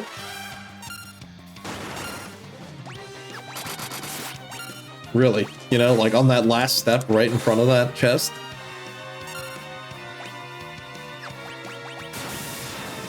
Oh, that's new. Oh, why did I do that?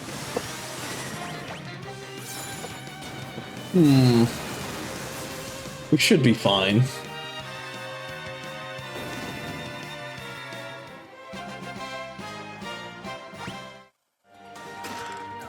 A Gestalt whistle. I think this lets us... Yeah. It lets you summon the Fat Chocobo anywhere.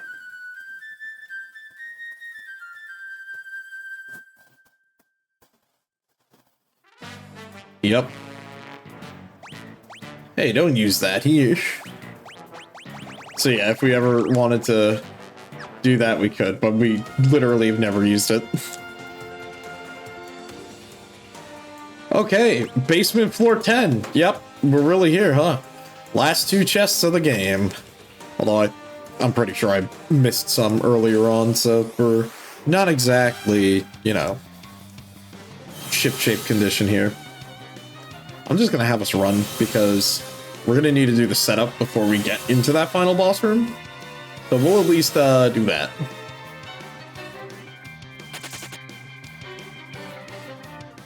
There we go. Grab that. Got the Fuma Shuriken. Got another Fuma Shuriken, and that's all the chests really in the game.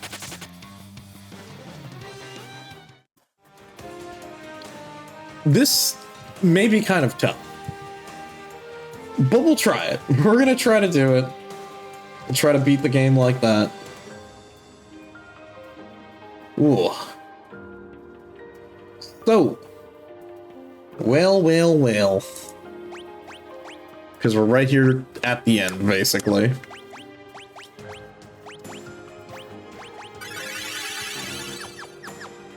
Just in case, make a quick save here. Because I think it's like one last hallway. Yeah, last hallway. Yep, and here we fight 2 new enemies, Xeromus's Breath and Xeromus's Mind. Reporting to Master Xeromus.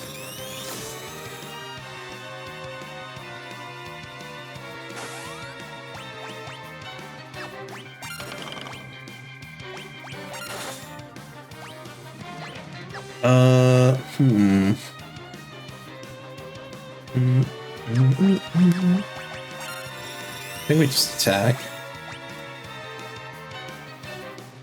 No specific weakness, he's literally scanning us. Reporting back to Master Xeromus.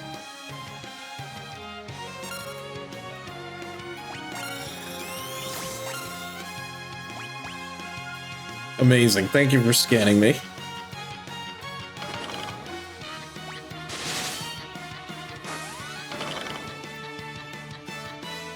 And if you're wondering why we're bonking with our mages here, it's he also, what's it called?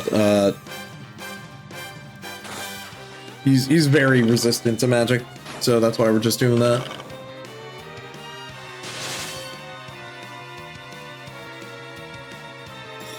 I mean, I'm glad he does literally nothing.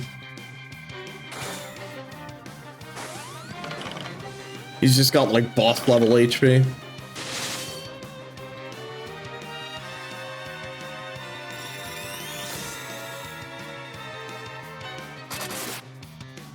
Nice. I mean, decent chunk of EXP, but, yeah, kind of a lemon. Oh, and of course we just find another one. You know, did these guys really need to have 40,000 HP? I don't think they did. I'm just saying. No, hold on. No, you cast haste on yourself to help speed up the murder process, since we're just gonna have everyone chugging elixir anyways after. I'm curious, actually, how resistant are we talking here? I know they're resistant, but like, how resistant, you know?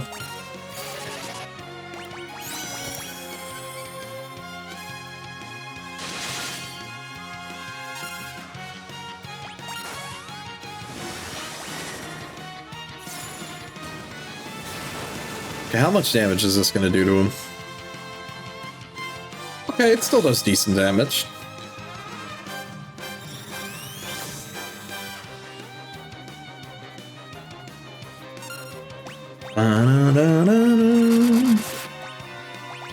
Nice, got a crit.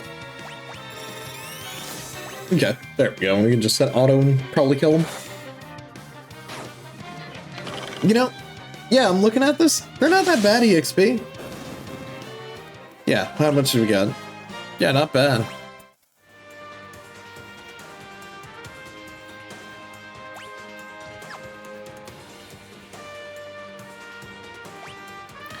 Okay, well, here we are at the end.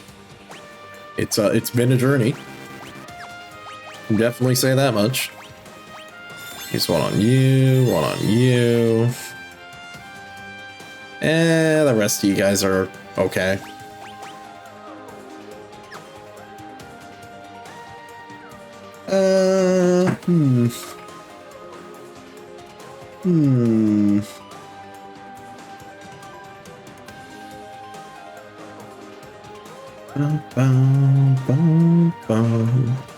Just thinking, is there any other thing I need to set up for here? We should be fine. Fuck it. How bad could it be? Golbez, Fusia. Oh my god, look at him. T-posing menacingly at the... Wow, why does Golbez look like a potato, bro? Like, he had such a cool battle spray, and now when he's on our side, he looks like a potato.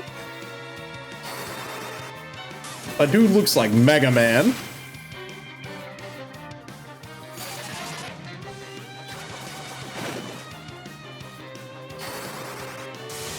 Meanwhile, Golbez is just blasting with all these different elements. You know, I mean, effort where effort's due. I mean, they're dealing pretty okay damage. Now, cast Meteor! I am ready! How futile. Double Meteor! Oh my god. The body dies, but the spirit lives on.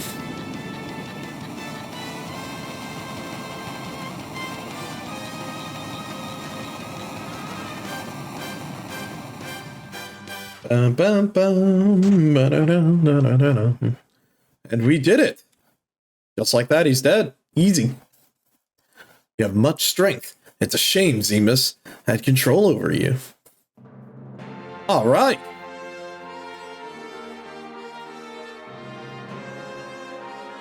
All of you have come.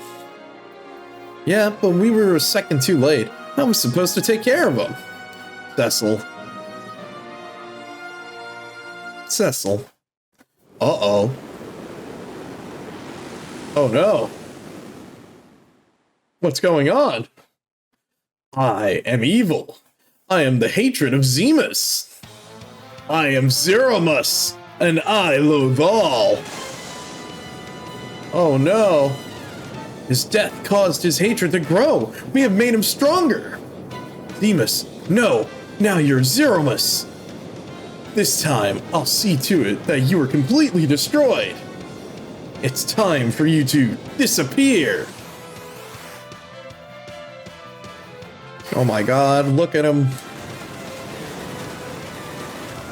Damn, immediately dropping the meteors. Oh no, it's healing him.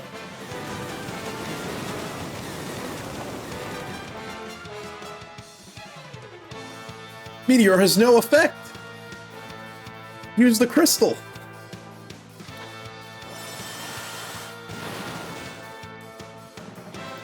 You chose the dark path. The crystal cannot cleanse your sins. You are bound forever by darkness. Die! How many forms does this guy have? You know, like 3? 4? No, 3. What's the record for the most forms on a boss? The most forms on a boss that I have seen is Persona 3 with 13. Yep, there are 13 phases to that boss. Suffer, die! My hatred will continue until all is destroyed! It is your turn. Come, join me in hell. Elder. Cecil and the others are in danger. So I see. Now's the time to pray for them. Pray for them, all this planet. Palom, Porum, we need to gather everyone's prayers and send them to Cecil. Oh boy. Man, I love that it's like everyone together here that we helped out. Take my strength. I'm gonna kill a whole lot of you if you don't make it back safe. Please return safe. Do it for this land. Thank you, King Giat. You have our support. We will pray for you as well. Come on! For Sir Cecil, everyone! Moon, I call out to you. Please accept our prayers.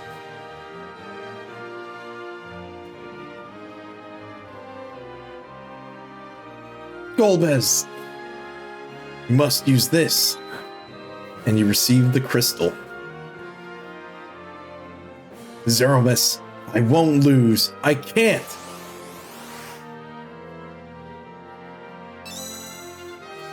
Hey there. Let us help you. The prayers give you life.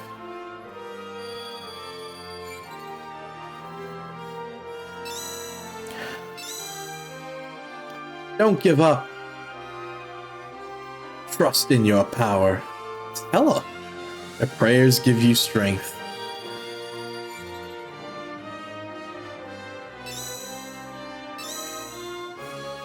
Keep your focus. Don't die on us. Their prayers give you vitality.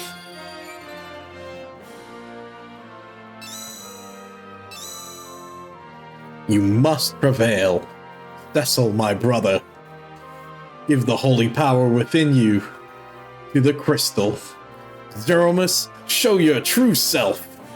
Their prayers give you holy power.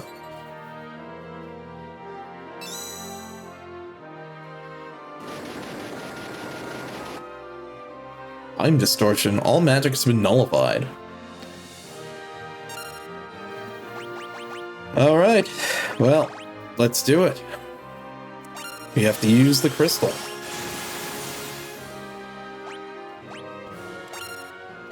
And now Xeromus reveals its true form. Which is this big thing.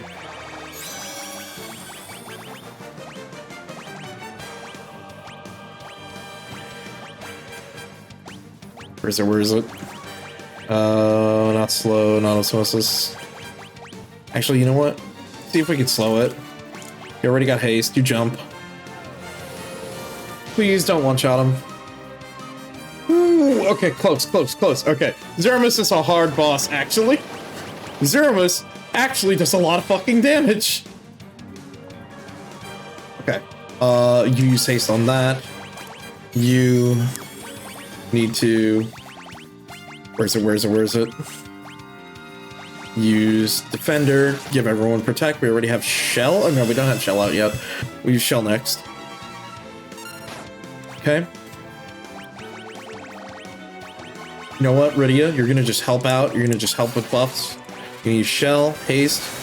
Who else doesn't have Haste? Shell, Protect. Cecil doesn't have Haste. Rosa doesn't have Haste. Oh, Big Bang's gonna kill Kane. Yeah. Okay. You say on her.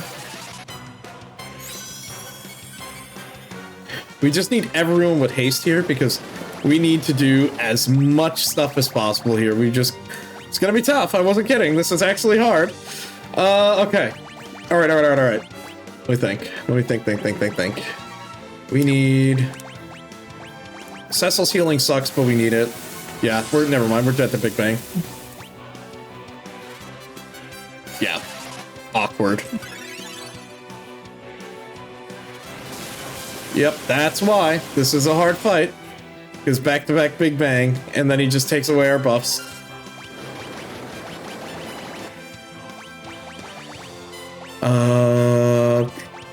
Phoenix down, I guess. We just have to hope he just doesn't do anything absolutely cracked. Ah, oh, fuck me. Frieza technically has 7. You know what? Fair point. Oh, I'm dead. Oh, rip. Yep. So, downside about dying to Xeromus, we gotta do all those cutscenes again. Yeah, that part sucks. So, there's nothing we can really do to skip any of this. Other than just, you know, we kind of have to sit through the battles again. So, now you understand why I'm like, Xeromus is hard. Xeromus is hard for the wrong reason. Because this guy is kind of fucking crazy. He does a lot of shit. Look, if you get the back-to-back Big Bang, you're basically dead. We just have to hope we don't get back-to-back Big Bang. Like, we want one Big Bang, and I'd rather he use Meteor or something else. Like, he uses Meteor or Flare, or like, no, he uses Bio, Flare, and Meteor. And it's like, if he can just use, like, any of those other things, that would be better. But he only does that to counteract magic. So, yeah, pretty much. That's what it is. So we're gonna try to skip through as many of these cutscenes as we can, and we're gonna try, very much try, to see if we can cheese that first part before we use the crystal to like line up our buffs. So we use the crystal and we don't get time distorted, so he takes away our buffs. So. Yeah, keep that in mind. Also, sorry, yeah, we're gonna have to button mash through your cutscenes, because there is no skip cutscene in these old games. You can hear as I button mash my PlayStation 4 controller, or my PS5 controller.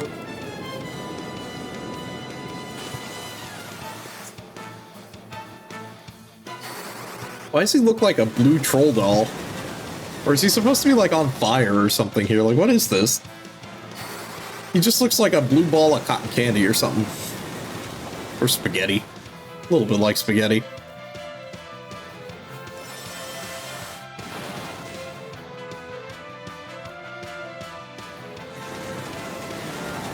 Bum, bum, ba, bum, ba, bum, ba, bum.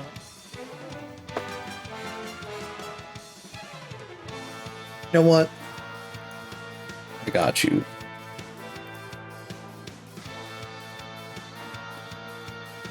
You know what? Just for the occasion, I'll move over here just so you can see a little bit better the tight timeline that I'm working with.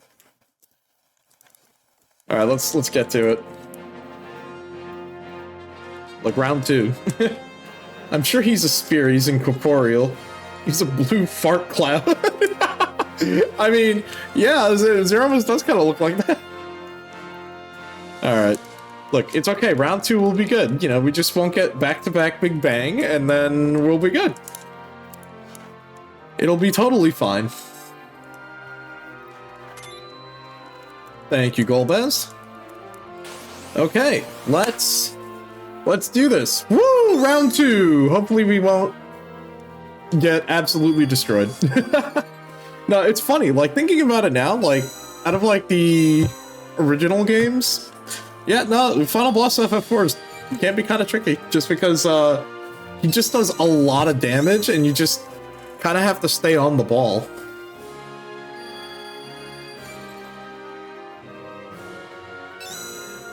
There's the boss in P3. Yep, that is correct. That's the final boss. The final boss has 14 phases. And it's all because there's 13 arcanas, or 13 major arcanas in the game, and then the fourth one, or the last one, is the true form of the final boss. So there you go. So that's the longest boss fight I've ever done. Okay, actually, hold on. I'm gonna try something. Let's see if we can line this up. Okay, we're gonna do you first. We're gonna do that. And I'm probably gonna have to just hit the...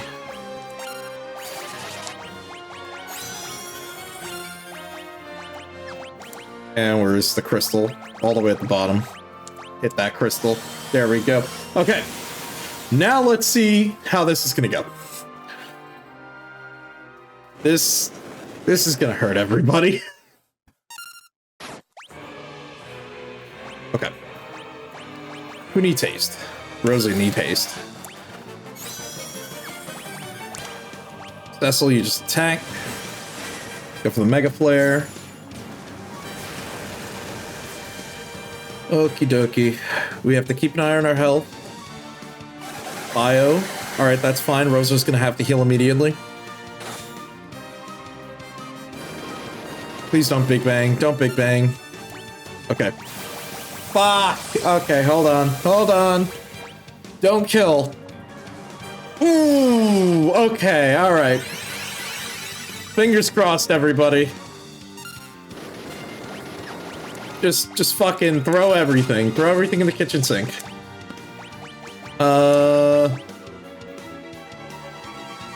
You do that. You get in the air. Son of a bitch! No! Oh my god. You are a bastard. Damn. Okay. Okay. Dude, really? And then into black hole? Dude. And then he takes my buffs away. I do not like this guy. Okay, that's fine. That's fine. I don't care. Just do that. We just need to keep the healing up. We just need HP up. Keep on doing that. Okay. What do we do here? What do we do here? Okay. We need buffs. But we also need something else. We need to not die. Okay. Vessel, you're gonna do that. You jump. You Bahamut. Everyone else is about full. We threw Shell up, so that should reduce some damage. Does this reduce Big Bang damage? No, not at all. Oh, that's fucked up, dude. What a fucked up day. All right. We're doing that. Okay. All right, fine. All right, you want to do that again? Okay, you do that again. Okay, fuck. What are you gonna do here, Cecil? Okay, we need... Okay, we need to get people alive. We need to revive. Where the hell is it? Can I inflict slow on him? Probably not. I don't know. Fuck. Okay. Thinking. That doesn't work. That doesn't work. Okay. We get Rydia up. We can use life, or full life. I'm saying that assuming we're not going to get Big Banged here, which we probably are. Don't do it. Don't do it. Don't do it. Just get back in the air. Full life. Fuck. Okay. Yep. Yep, you do that preemptively.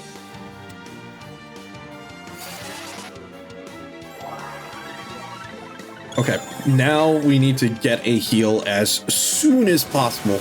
That's fine, that's fine. Waste your turn. Waste your turn with Black Hole. That's fine. Okay. Alright. Okay.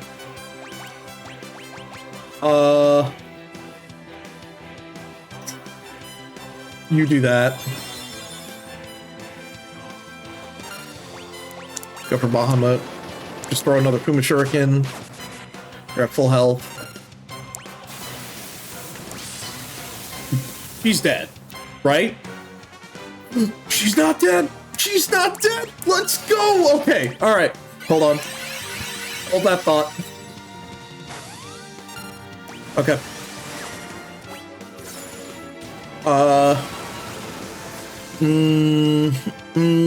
Okay. You know what? Just do that. Play it safe. Play it as safe as you possibly can. As long as Rose is alive. That's perfect. Perfect. I would rather he do that again. Good. Nullify all magic. That's fine. Why did he heal? What? The fuck you mean? This guy's healing? What? Why is he healing?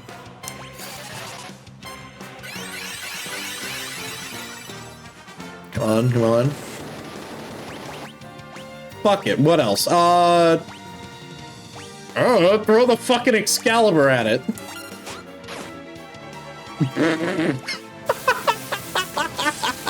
That's funny. It actually did max damage. Okay. Alright, alright. What do we do here? We need to heal. Absolutely. What do we do? We're gonna do that. Do that. Jump, get back in the air. Fuck it, throw the fucking Avenger. Hiraja.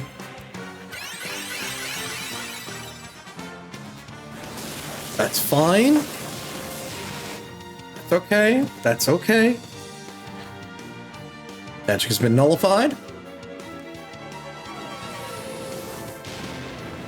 That's okay. That worked out. It's not Big Bang. We'll take that.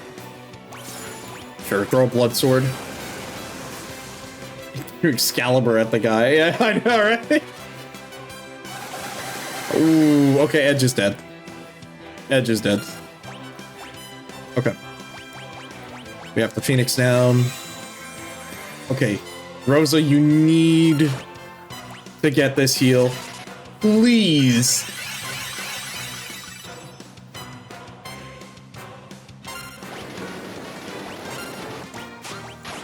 Fine, just keep throwing weapons, throw anything that we're not using.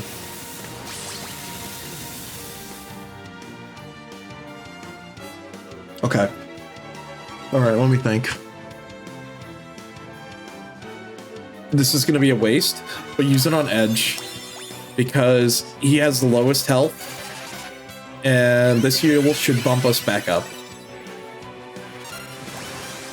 Okay. 2 more. Just keep on throwing more stuff.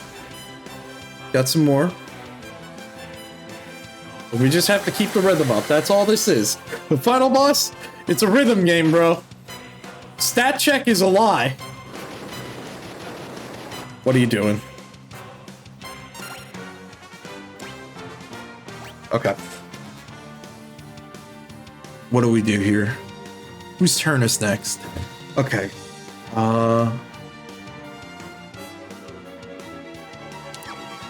We're gonna have you attack Raja. Meteor. Perfect. That's good. I'd rather you do that. Yep, Bershkins. Yep, because those can miss. Good. There we go. That's fine. Get back in the air. Keep throwing. Good. Keep using Meteor. Keep using Meteor. Literally saves me. I would rather use Meteor instead of Big Bang.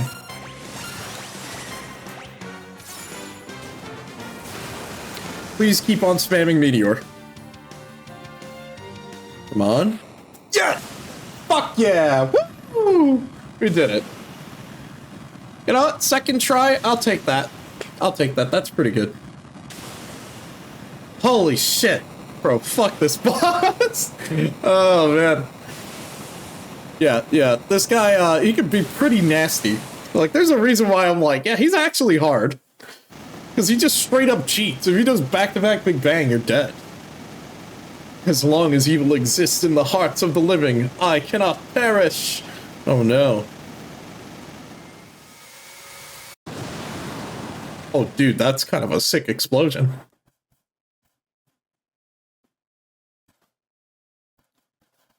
Well done. Thanks, Fusia.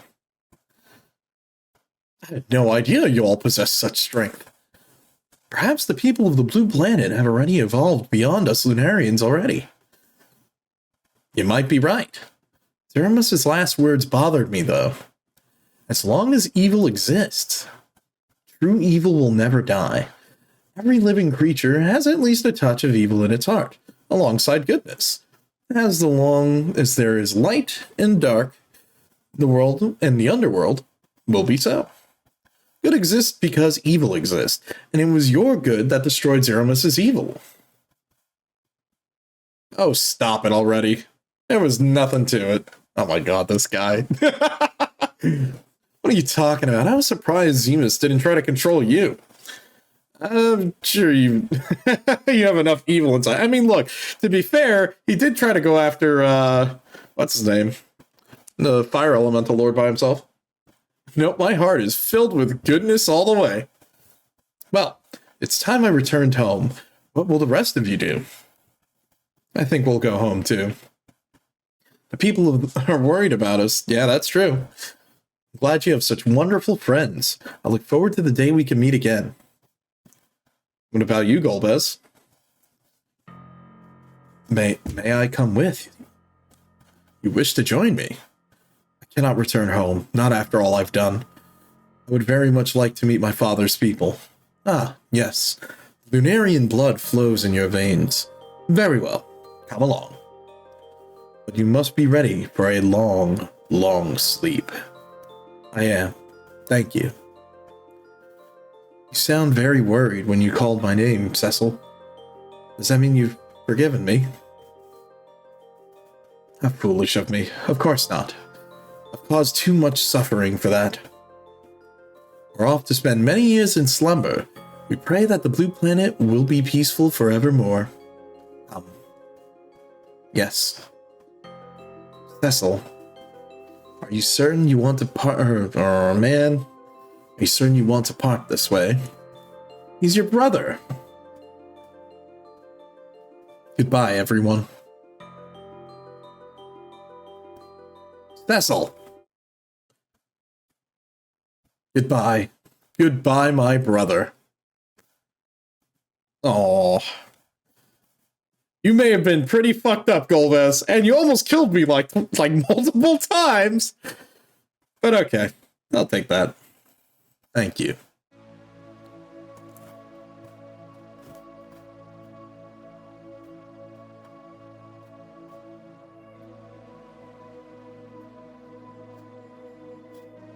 Oh, and it's the legend from before.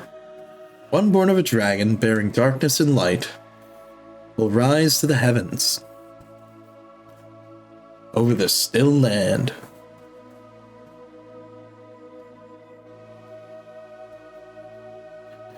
The moon's light eternal brings a promise to earth with bounty and grace.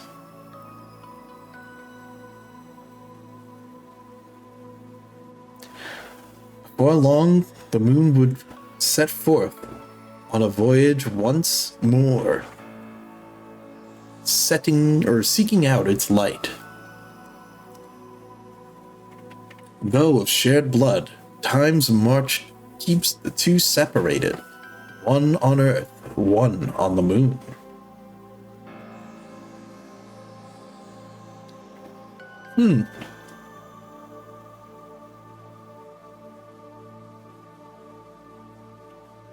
Interesting. Also, I really like the effect on this. Damn, this must have looked hella cool on the Super Nintendo, actually.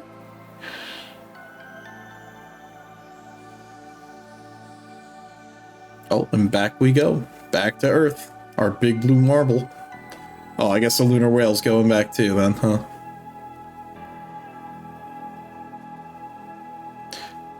We shall begin today's training. Yes, sir. And where's Paolo? Oh no, not again.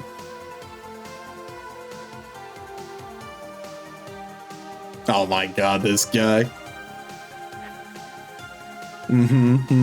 Right, yeah.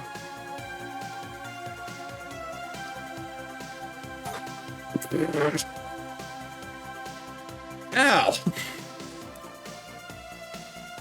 And you beat the last Final Fantasy Square game Square put out. Yeah, technically it is. I mean, yeah, because after that, I forgot. Or is that, I think they've got a couple more in the tank, wasn't it? Because when did they officially become Square Enix? I don't remember. Because it's like, was it this one? Or was it like, did it go up to like FF6? Or was it, I think by FF6 they were already Square Enix.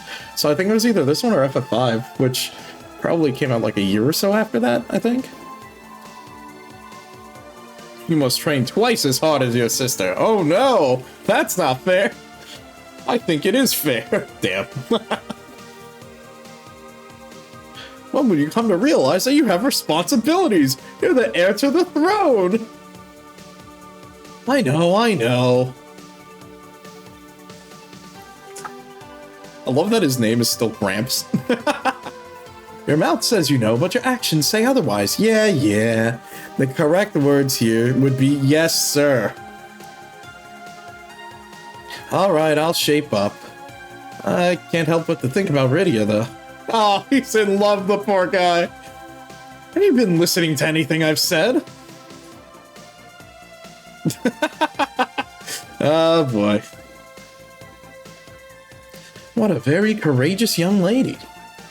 Never thought that she would really come back. Rydia! Oh my god. Why do I have fangs and you don't? I wish I didn't have fangs so I could look like you. How can I be like you? What are you talking about? It doesn't matter what we look like. Oh wow. With her around, the future looks bright for the land of summons. Indeed. I'm sure she will get more beautiful by the day. That's such like a Japanese line. The important thing is not what you're like on the is what you're like on the inside, not the outside. Let's see, Square's final release was X2. Interesting. Okay. That makes more sense then. Yeah, I was kind of curious where that was because I know the acquisition happened at some point. I just don't know where exactly within like the timeline of all these things, you know?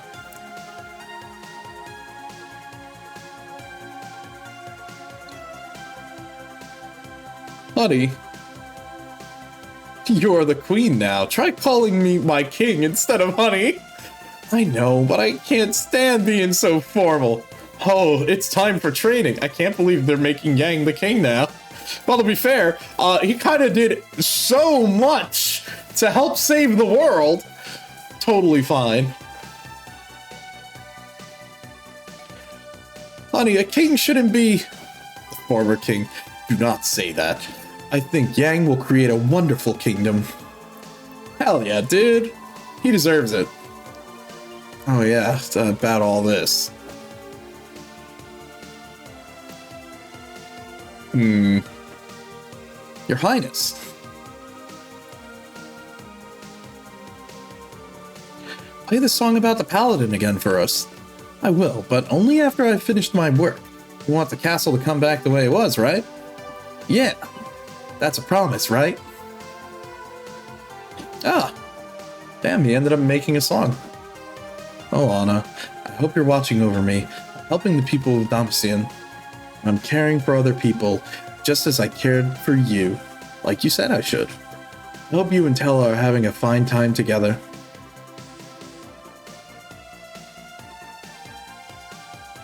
Hey, it's the dwarves. Lolly ho!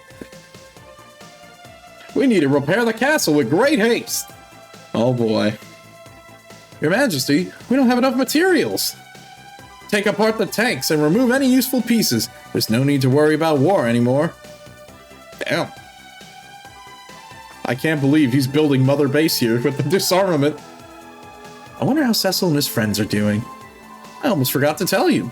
It seems Sir Cecil and Lady Rosa are to become the new King and Queen of Baron. Hell yeah, dude. Oh my. And we've been invited to the coronation ceremony. Oh, that's wonderful. Your Majesty, you're not helping fix the castle at all. Uh-oh. I'm the king. I can do whatever I want. Now, go take apart some tanks. Lally-ho.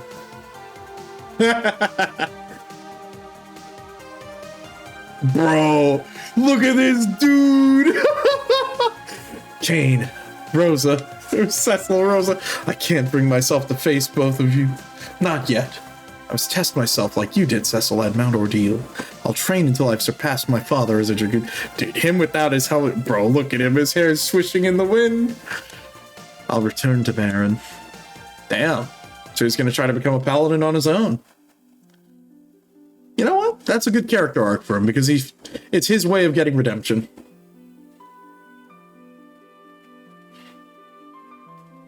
Oh, it's a telescope, guys. Oh? Oh, what? What is it?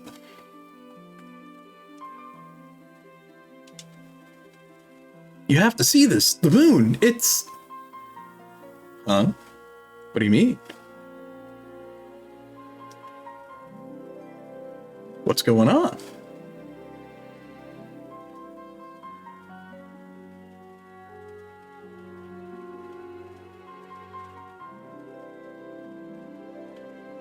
Oh?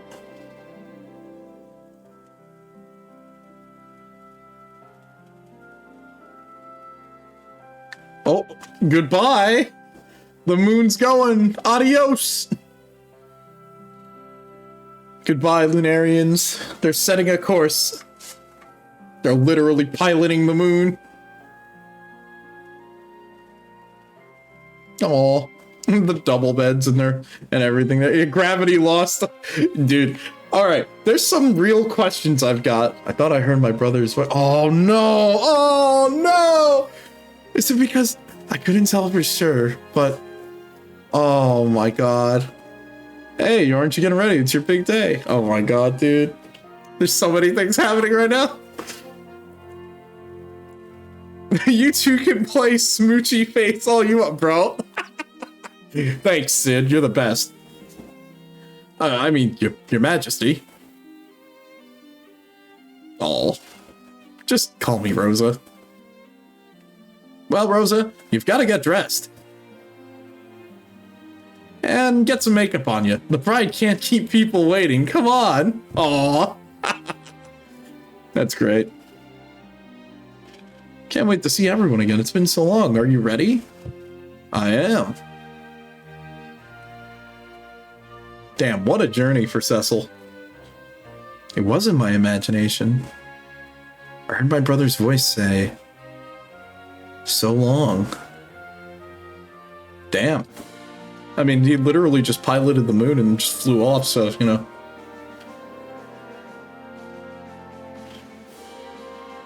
Hey, there he is. It's Edge. He gets dragged away.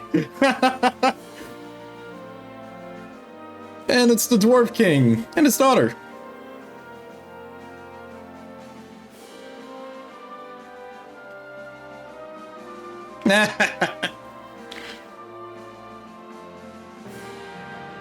And there's Yang.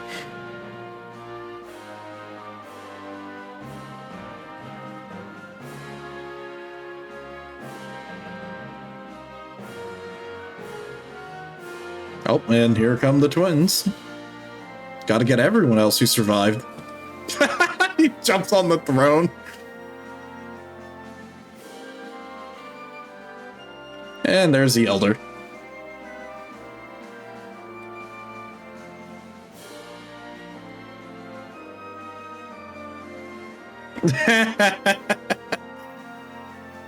And of course, he immediately goes to try and hit on someone else. Oh, dang. He showed up. It's everyone's favorite spoony bard.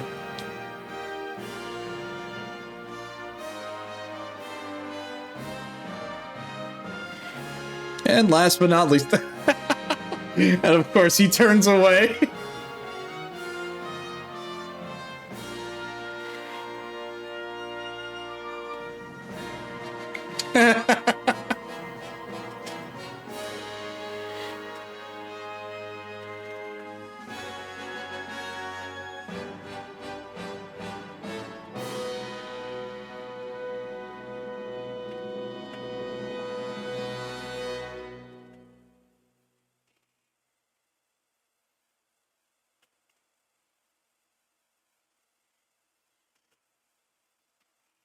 Aw, there we go.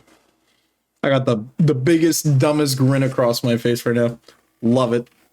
Well, here we are once again. It's been a hot minute since we've packed this up pretty quick. Well, that's the remaster. And let me just move myself back to right over here. Back to where I usually am. And yeah, let's talk for a little bit.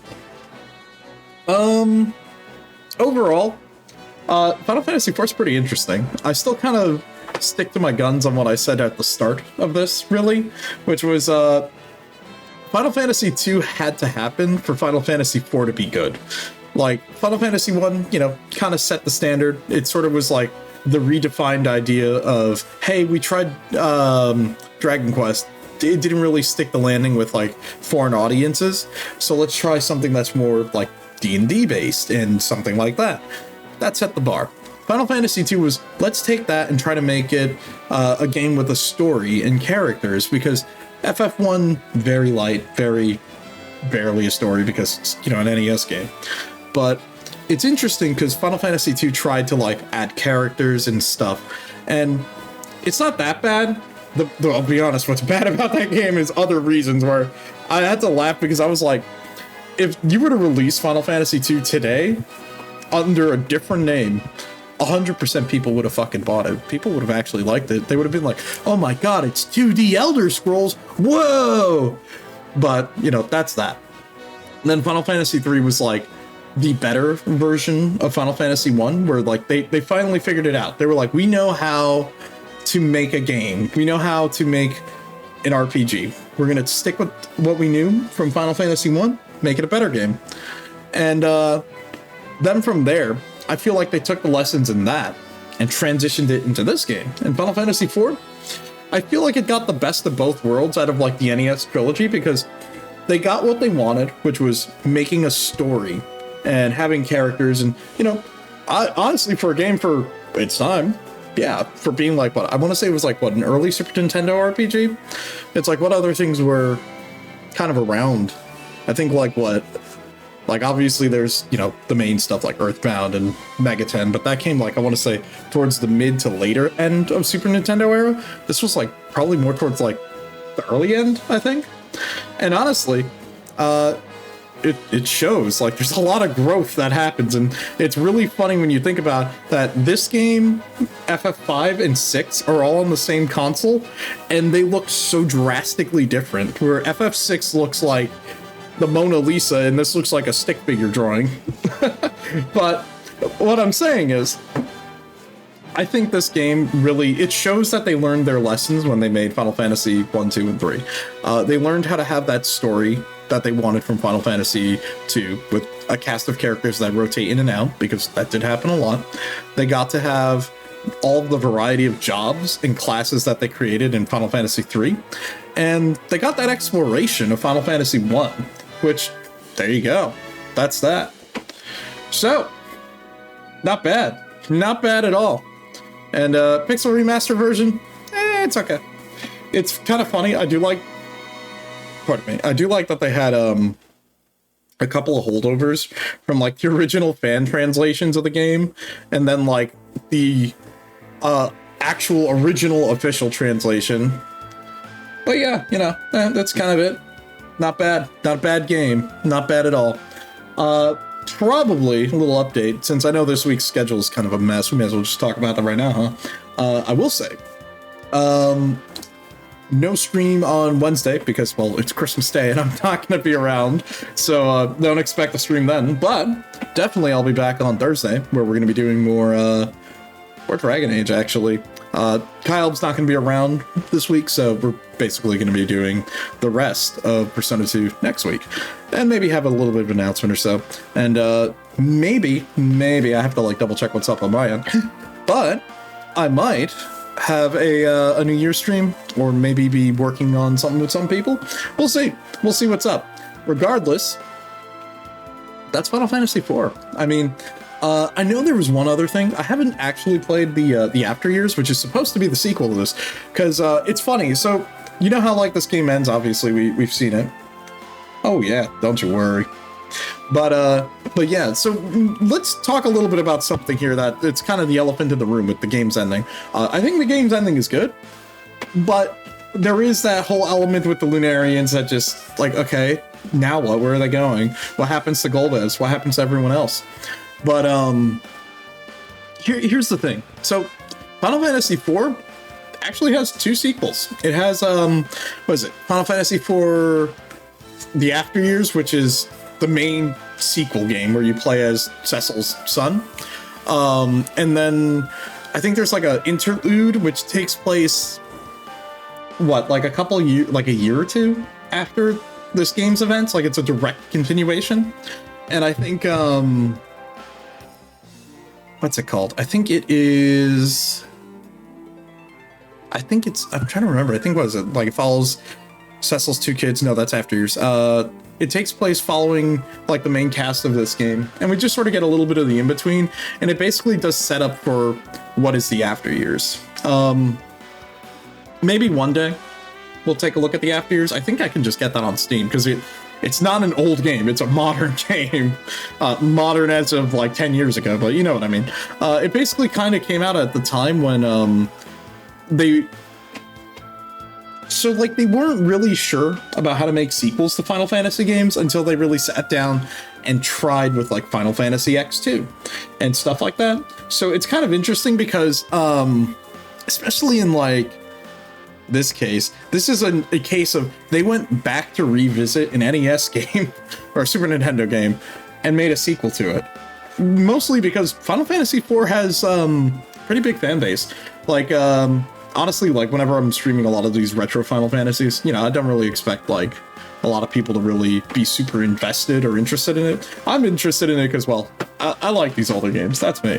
But yeah, it's very interesting to see like a fan base that was so passionate enough that even on like the Japanese end of it, like for like the teams that make the games, they were like, yeah, FF4 is like internally like one of their favorites, that they actually went and made a sequel to it. So yeah, not bad, huh? Kind of an interesting story on that. But yeah, maybe one day we'll take a look at that. Although I will say, I'm gonna be real with you, I've never actually beaten Final Fantasy V, so eventually when we get started on that one, that's gonna be something. Because I've never actually finished that game. I've only played the first couple of hours of it, and then I just never really got around to it, because my only time playing it was a fan translation, because the GBA version didn't exist. The Steam version of it didn't exist. And I think like the only time officially you were able to play it in English was probably the Steam release, or was it a GBA release? I don't even think they even ported it. And then again, it's like, that's, you know, now we get to the chronologically confused stuff, because now we're already tiptoeing around some of that stuff where Final Fantasy 1 was the only English Final Fantasy on the NES. 2 and 3 never came out in the US until like Dawn of Souls and the other remakes. Then you have Final Fantasy IV, which is this one, which came out on the Super Nintendo as Final Fantasy II, which I'm sure didn't confuse many people. Then Final Fantasy VI, because they just skipped 5, because fuck it, I guess, right? And then 6 became Final Fantasy III. So there you go. A little bit more history for you. Well, on that note, let me see, can I just do that? Or are we... Oh, we're stuck here watching the credits. Oh, no, never mind. There we go. Oh, whoops. Let's do that. Oh, yeah. Let me just make a save here real quick and get us ready to wrap up for the night. There we go. Okay, 1 second. Let me get us out of here, and let's do that. Let me just get some music playing, and I will say... Oh, you know what? Rewind it back. Let's hit it here. Yeah, there we go. All right. So, on that note, I do have to say, thank you again for popping in here. Appreciate you. I know we're literally week of Christmas, but thanks again as always. Appreciate you for popping in here. Feel free to drop a follow if you're new, and if not, don't worry about it. I'll be here. I usually stream Mondays, Wednesdays, and Thursdays at around 8 p.m. EST, but, you know, we might be shaking some things up here and there. New announcement coming soon. Videos kind of almost done. I'm kind of in like that like end phase of it where it's like finishing the last section, and then, you know, it'll be there. Don't worry. I've got that planned up. We've got an announcement coming. Don't worry. And with the announcement, we're going to have possibly a new model coming soon too. And by that, I mean, well, soon TM. Well, on that note, I will be back on Thursday with some more Dragon Age, and we'll see you about next week.